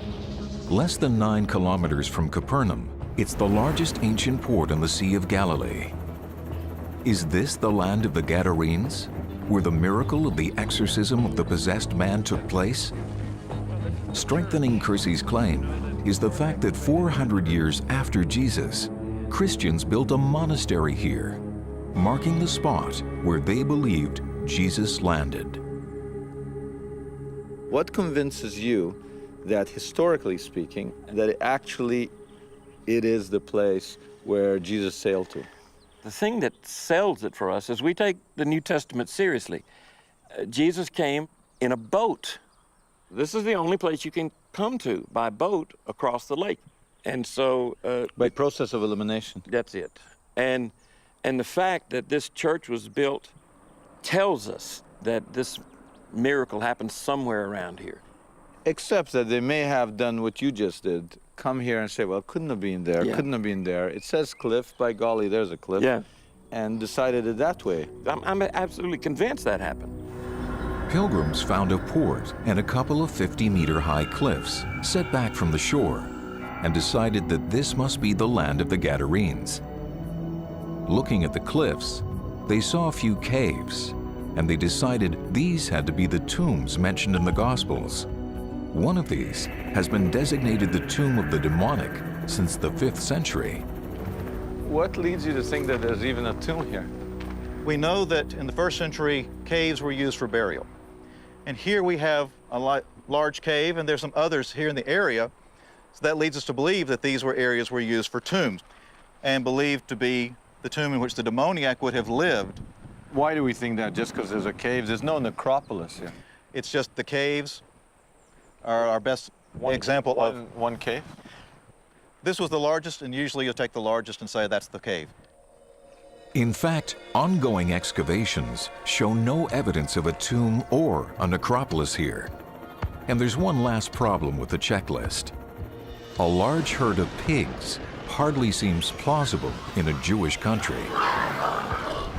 Let me ask you, have you found pig bones here?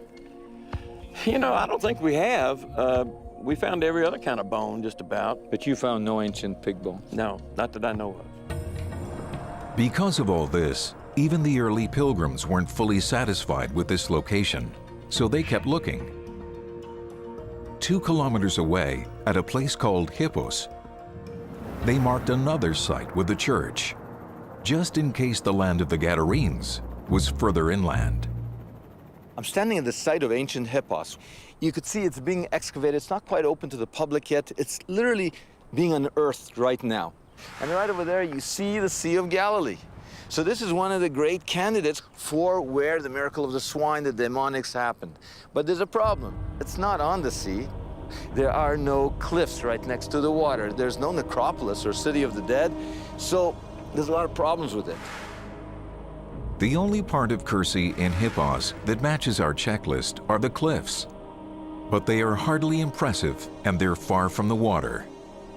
And yet, there is one final candidate in this area for the land of the Gadarenes, one which attracts more pilgrims than any other. The reason for its popularity is that it's actually called Gadara. So this is the gate to Gadara? This is the gate of the 1st century AD to Gadara. So we're talking Jesus' time? Yeah, this is Jesus' time. When 5th century Christian pilgrims came here, they found a necropolis that suggested a connection to the Gospels and built a church over the most impressive tomb. The people who built this church believed that this could be the place of the man with the demons inside and the story with the pigs, and that Jesus came to this place and exorcised these demons. Here, the name of the city, the necropolis, the size of the tomb, and even the cliff-like escarpment suggests a match with the Gospels. But there is a problem. The Gospel of Mark explicitly says that the cliffs and the necropolis were right by the sea. But we're very far from the Sea of Galilee, right? That's right. It's a problem, of course, but you see, it's a miracle. And people just believed in this story. But it's a 6-kilometer hike. That's it. But you don't have to look word by word of this miracle. In fact, Gadara doesn't really match the story at all. It's not only far from the water, but there's no evidence of an ancient port anywhere at the southern end of the lake. Nowhere at all for Jesus to land. The necropolis at Gadara has no port, and the port at Kursi has no necropolis. Hippos doesn't match at all, and the Sea of Galilee is too small. The boat too small. The destinations are too close. Nothing in this story matches with this Holy Land location. So if Jesus didn't cross the Sea of Galilee, what body of water did he cross? Where did he go and why? Interestingly, at the time of Jesus, there was one other city named Gadara, not on the Sea of Galilee, but far, far away across the Mediterranean in southern Spain. The Gospels tell us that Jesus embarked on a sea voyage to a mysterious place called the Land of the Gadarenes.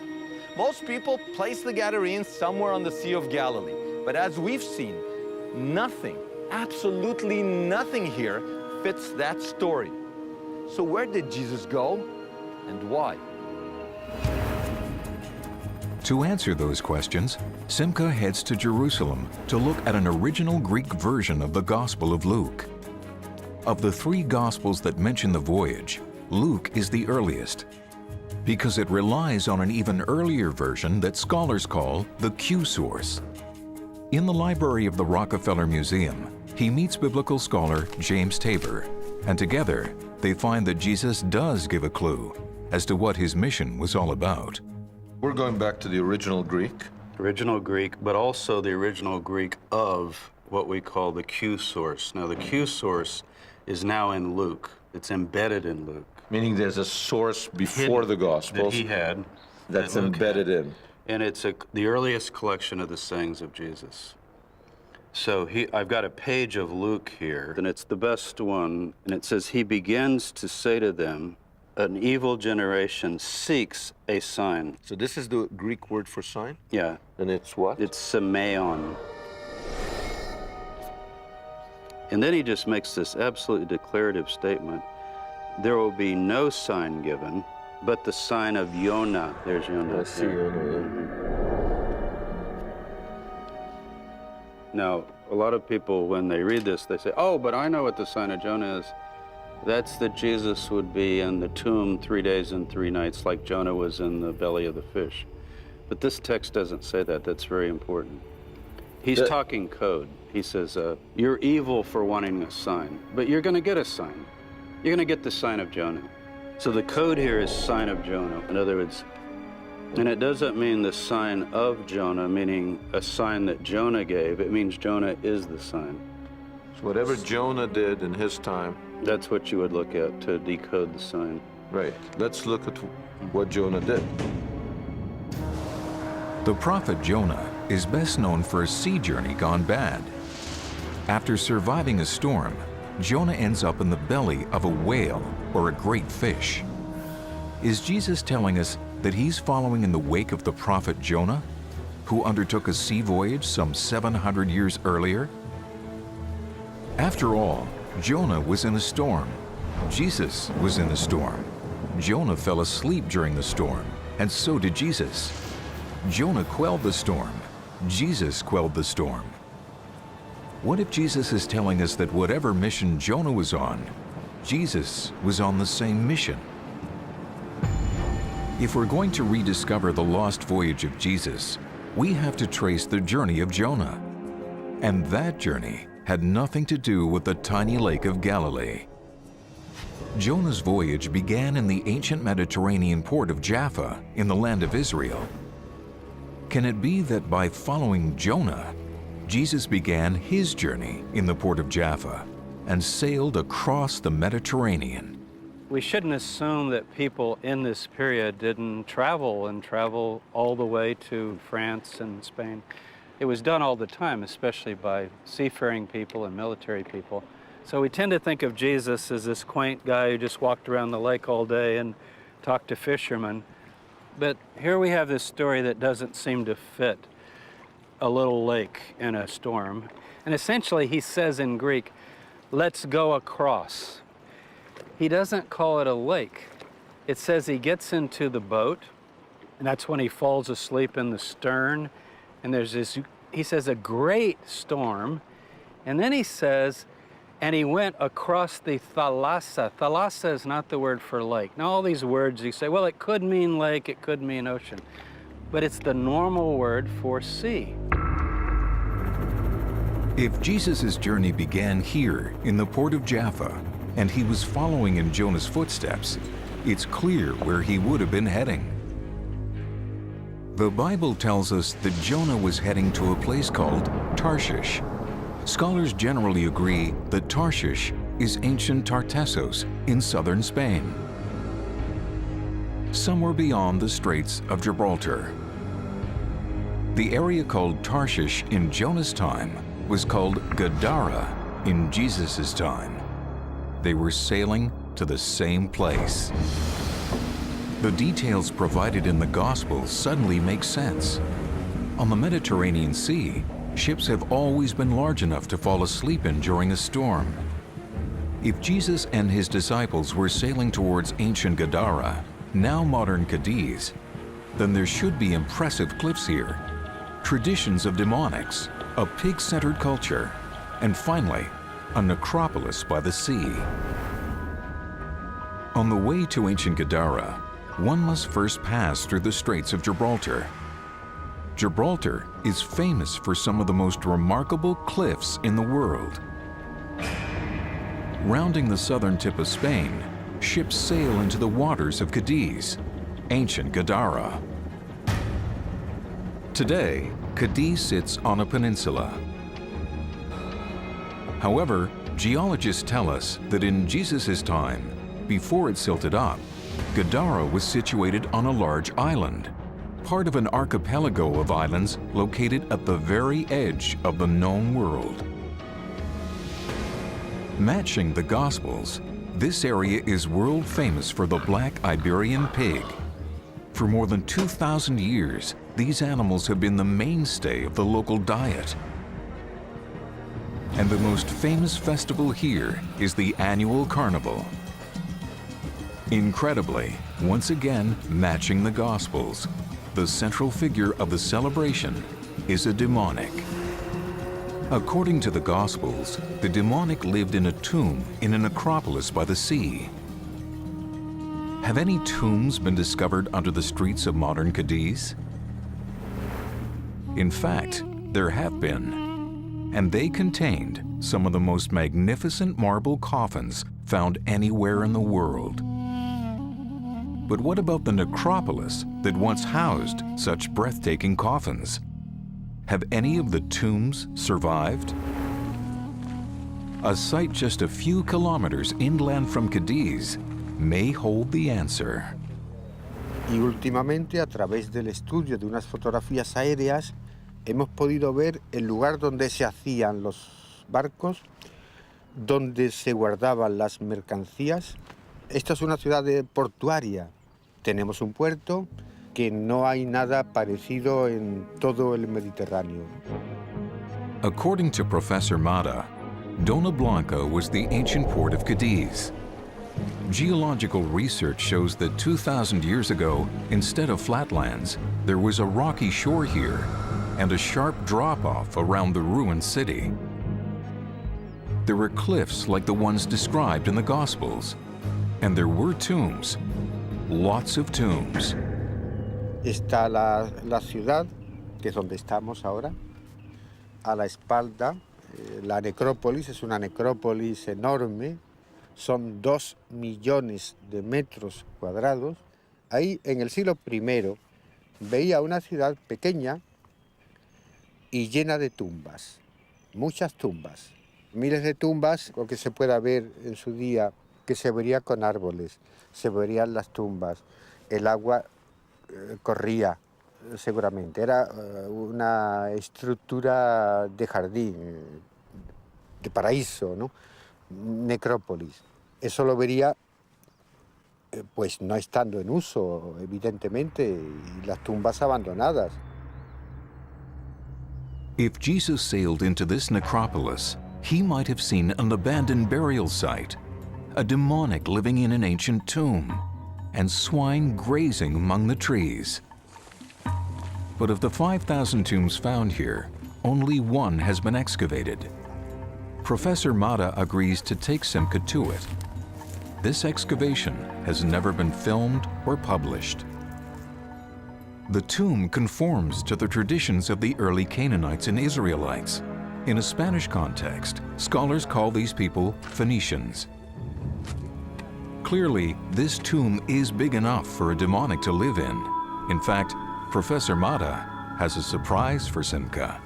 Pues cuando esto lo excavamos y ya lo dejamos, pues cuando volvimos al siguiente año encontramos que había un señor aquí viviendo, un pobre viviendo. There was a man living in the tomb. Sí. Clearly, we're in the right area. We seem to be in the general area described by the Gospels as the goal of Jesus' journey. But around here, you have several necropolis by the sea. The one at Gadara is not the only one. And it would seem to me that if Jesus did come here, there would be some kind of oral tradition preserving that event. So I want to find the exact spot where Jesus landed.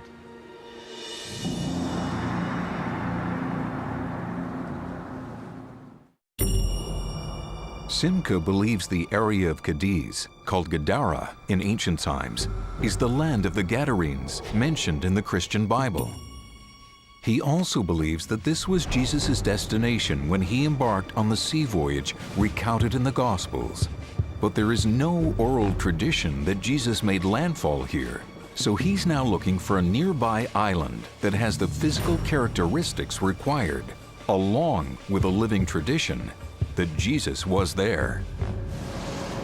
The key is the storm described in the Gospels. If the storm defines where Jesus made landfall, then it would have to be around the Balearic Islands, just off Spain, an area notorious for its life-threatening gales. If Jesus set sail from the port of Jaffa across the Mediterranean, what would have happened? He probably would have been caught in a storm. That's what happens. And sailing then was a little more dangerous than sailing today. And when that happened, when you were caught in a tempest, sailors set sail for the largest of the Balearic Islands here, Majorca. And if you came into this safe harbor, or one like it, you're confronted with cliffs on the one hand, that's the geology of the place, but the culture of the place is cities of the dead, dwellings of the dead, tombs.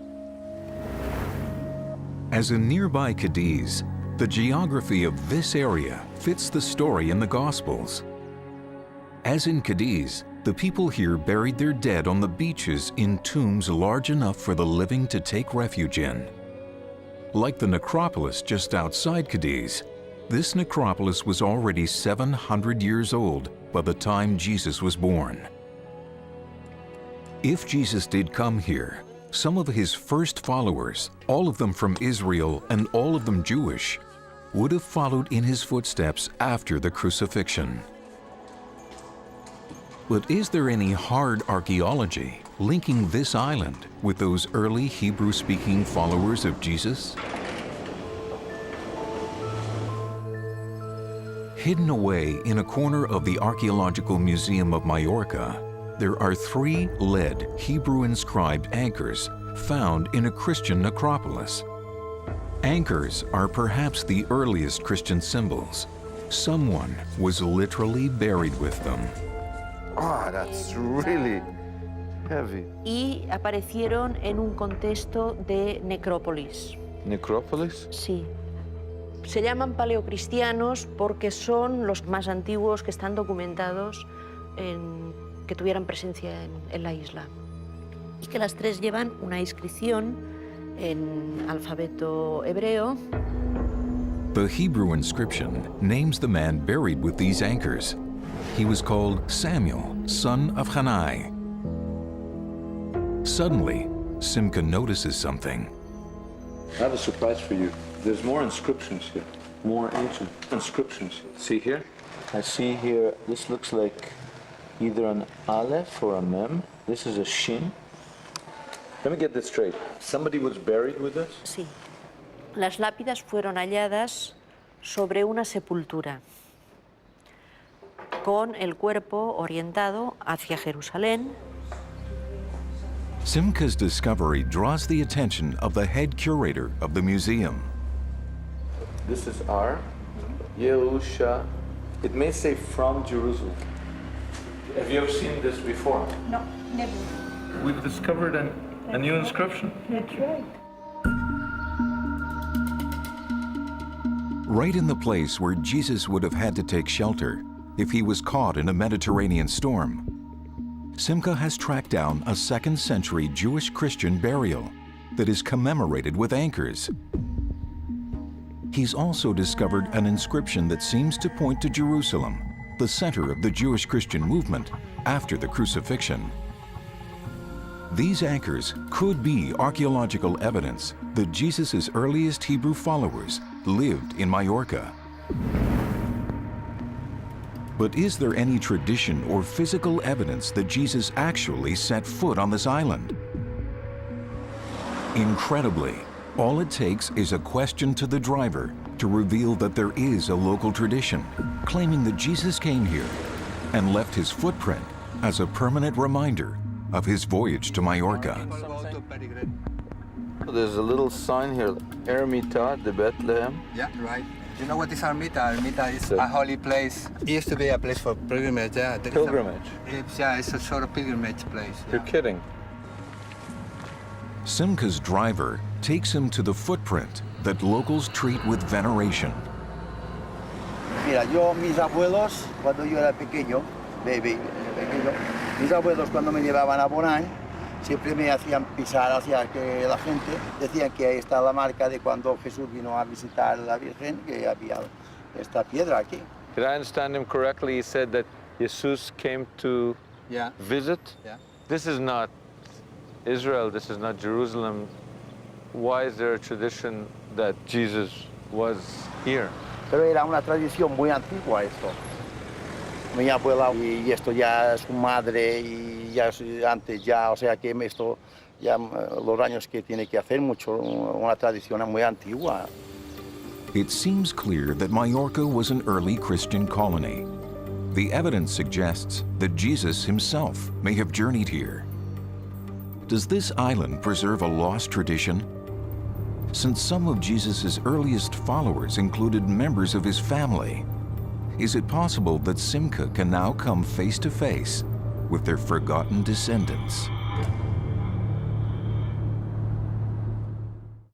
Traditionally, people have assumed that Jesus never, ever left the shores of the Holy Land. But our investigation has led us to the conclusion that his famous journey to the land of the Gadarenes, mentioned in 3 of the 4 Gospels, was not a 9-kilometer trek across a tiny lake called Galilee, but an epic voyage across the Mediterranean to Spain. We have revealed that the geology, geography, culture, and archaeology mentioned in the Gospels match southern Spain and nowhere else. In fact, on the island of Majorca, we found a living tradition that Jesus made landfall there. There's even a stone revered as a cast of his foot. After the crucifixion, his movement, which included disciples and family, were on the run from the Roman authorities. Is it possible that they literally followed in their master's footsteps? Is it possible that Majorca is home to his descendants, sometimes called the Ebionites? Did the Ebionites think of Jesus the way other Christians do? They would probably think of Jesus more as a human being. He was on a mission sent by God. He was in the long lineage of the kind of prophets and leaders of ancient Israel. But he was a human being. They would never have thought of him as a divinity or a son of God. Let's say they were still alive, their descendants. What would have been preserved? What traditions? First of all, I think it's a remarkable idea. I mean, it's a question that's never been asked before because everybody assumes that the Ebionites disappeared from history. And I think it's very possible that that tradition could survive. And I think there would be a consciousness, at least, of being descended from his first followers. His first followers in Jerusalem included family members. But if they're still around, is that possible that 2,000 years after the crucifixion there would be echoes of some of these traditions? There probably would be, but it would be a diminishing kind of echo. But there would still be Jewish practices, Jewish beliefs, and I think a kind of a Jewish sensibility. Simca now inquires if there are any people claiming traditions like these in Majorca. Ebionites means poor ones. He now discovers that there is a movement in Majorca known as the Poor Church. Could this group possess remnants of Ebionite beliefs? Is it possible that some of these people are of the bloodline of Jesus? Simca learns that, like the Ebionites, these Catholics are attracted to Judaism and believe in Jesus not as a god, but as a Jewish teacher. Él siempre se sentía arraigado a ese judío del principio, a ese judaísmo, pero él hablaba siempre de las enseñanzas de Jesús, no como las han explicado las religiones, sino como tal vez las vivía Jesús. Siempre ha hablado de un Jesús que murió, vivió como cualquier otra persona y que no resucitó. This perfectly matches the beliefs of the Ebionites. Even more astounding, the group's main spiritual leader, Cayetano, who recently passed away, taught that they were descendants of Jesus and his original Jewish followers. In the room are Cayetano's brother, daughter, and granddaughter. I'm very interested in this tradition and the family, that you are from the family of Jesus. Nosotros somos descendientes de los judíos que vinieron a Mallorca. Cayetano habló de posibles descendientes de Jesús en su familia. Lo que le he preguntado a José, es verdad, él decía tan tranquilo que él era hijo de Jesús, pero lo decía tan tranquilo. Y yo le decía, ¿tú sabes el papel que nos has dado? Nos has dado una piedra caliente que cualquiera la tiene en las manos. Según él decía, pues murió allí, pero que vino o sea, que en teoría se casó con María Magdalena y que tuvieron a Juan. Has comentado de que Magdalena es un apellido, es un nombre muy extendido aquí y que puede a lo mejor tener algún tipo de vinculación con esa venida de los familiares de Jesús. Porque, claro, cuando se habla de la tradición oral, pues era una cosa que si se hablaba de esto, pues uno podía ser tildado de loco.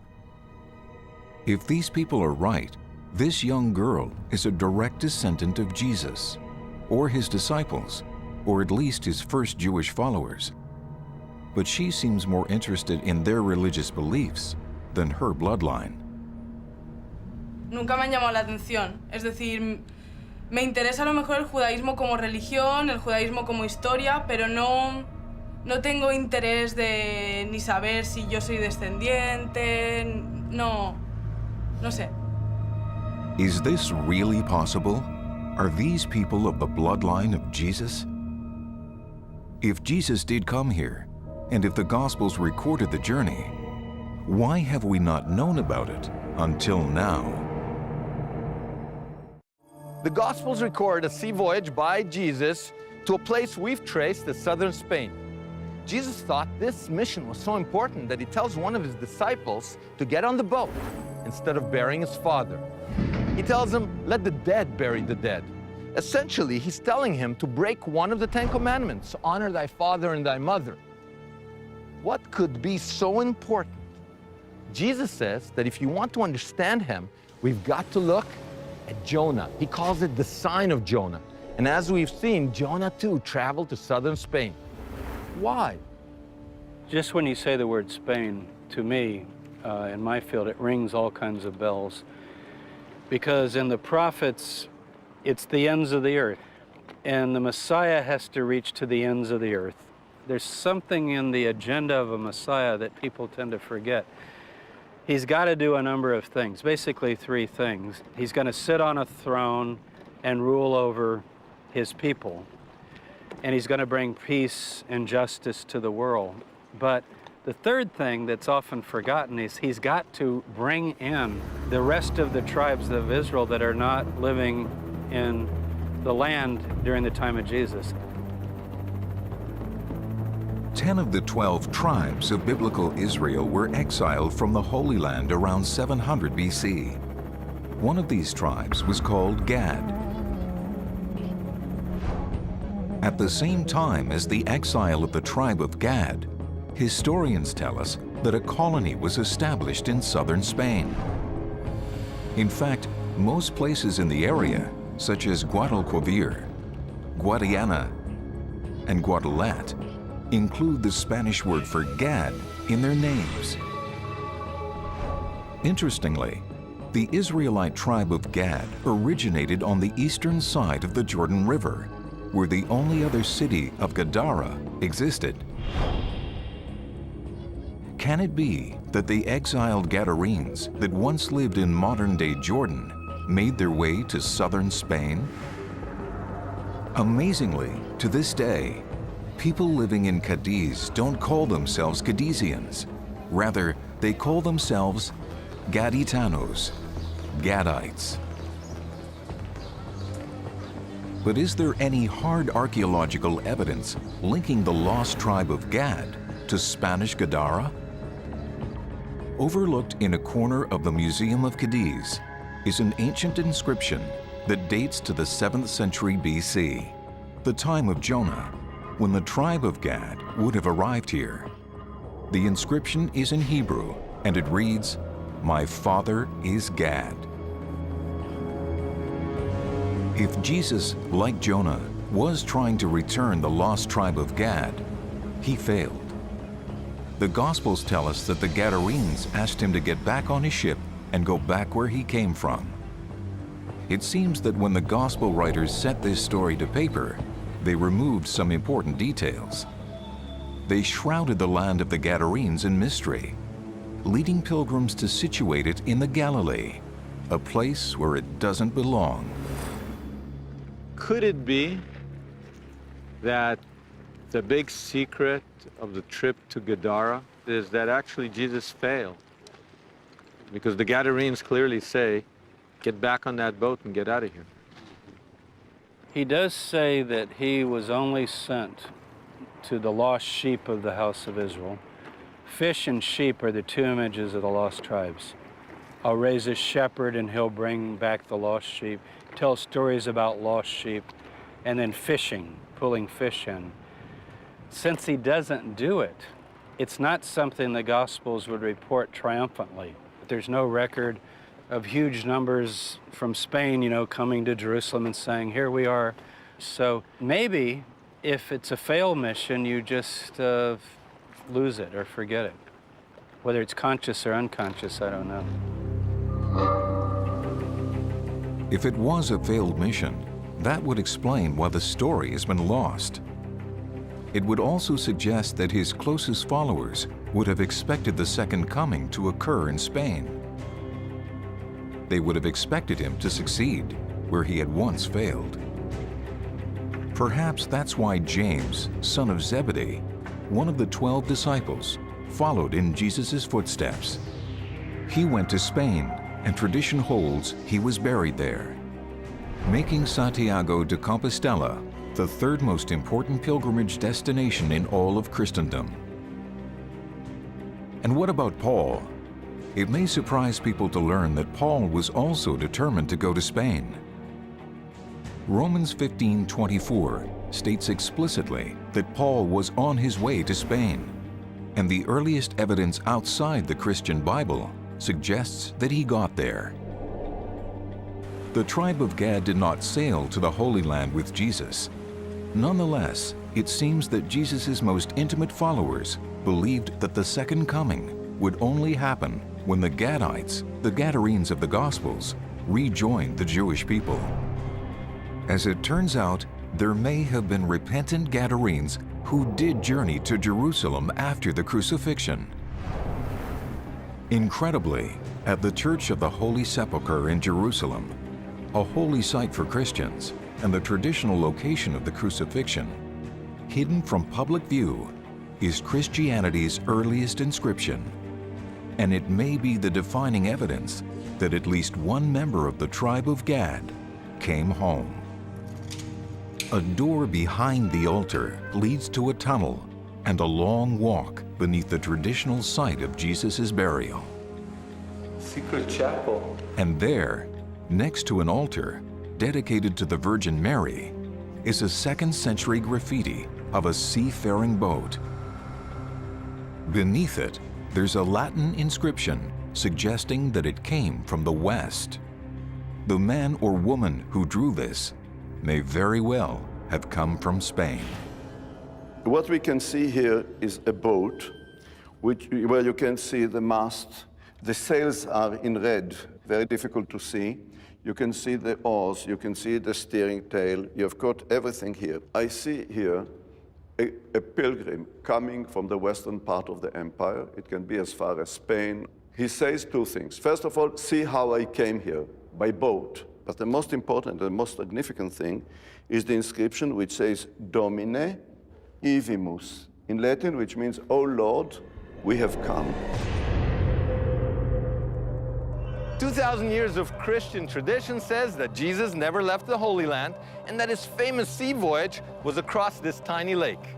I think we've made a powerful case that this is not where the voyage took place. It took place across the Mediterranean.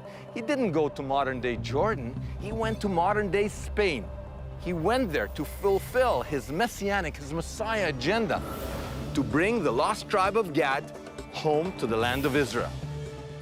Ironically, the tribe of Gad did not follow him to the Holy Land. But after the crucifixion, it seems that one group of Gadites did finally make the voyage.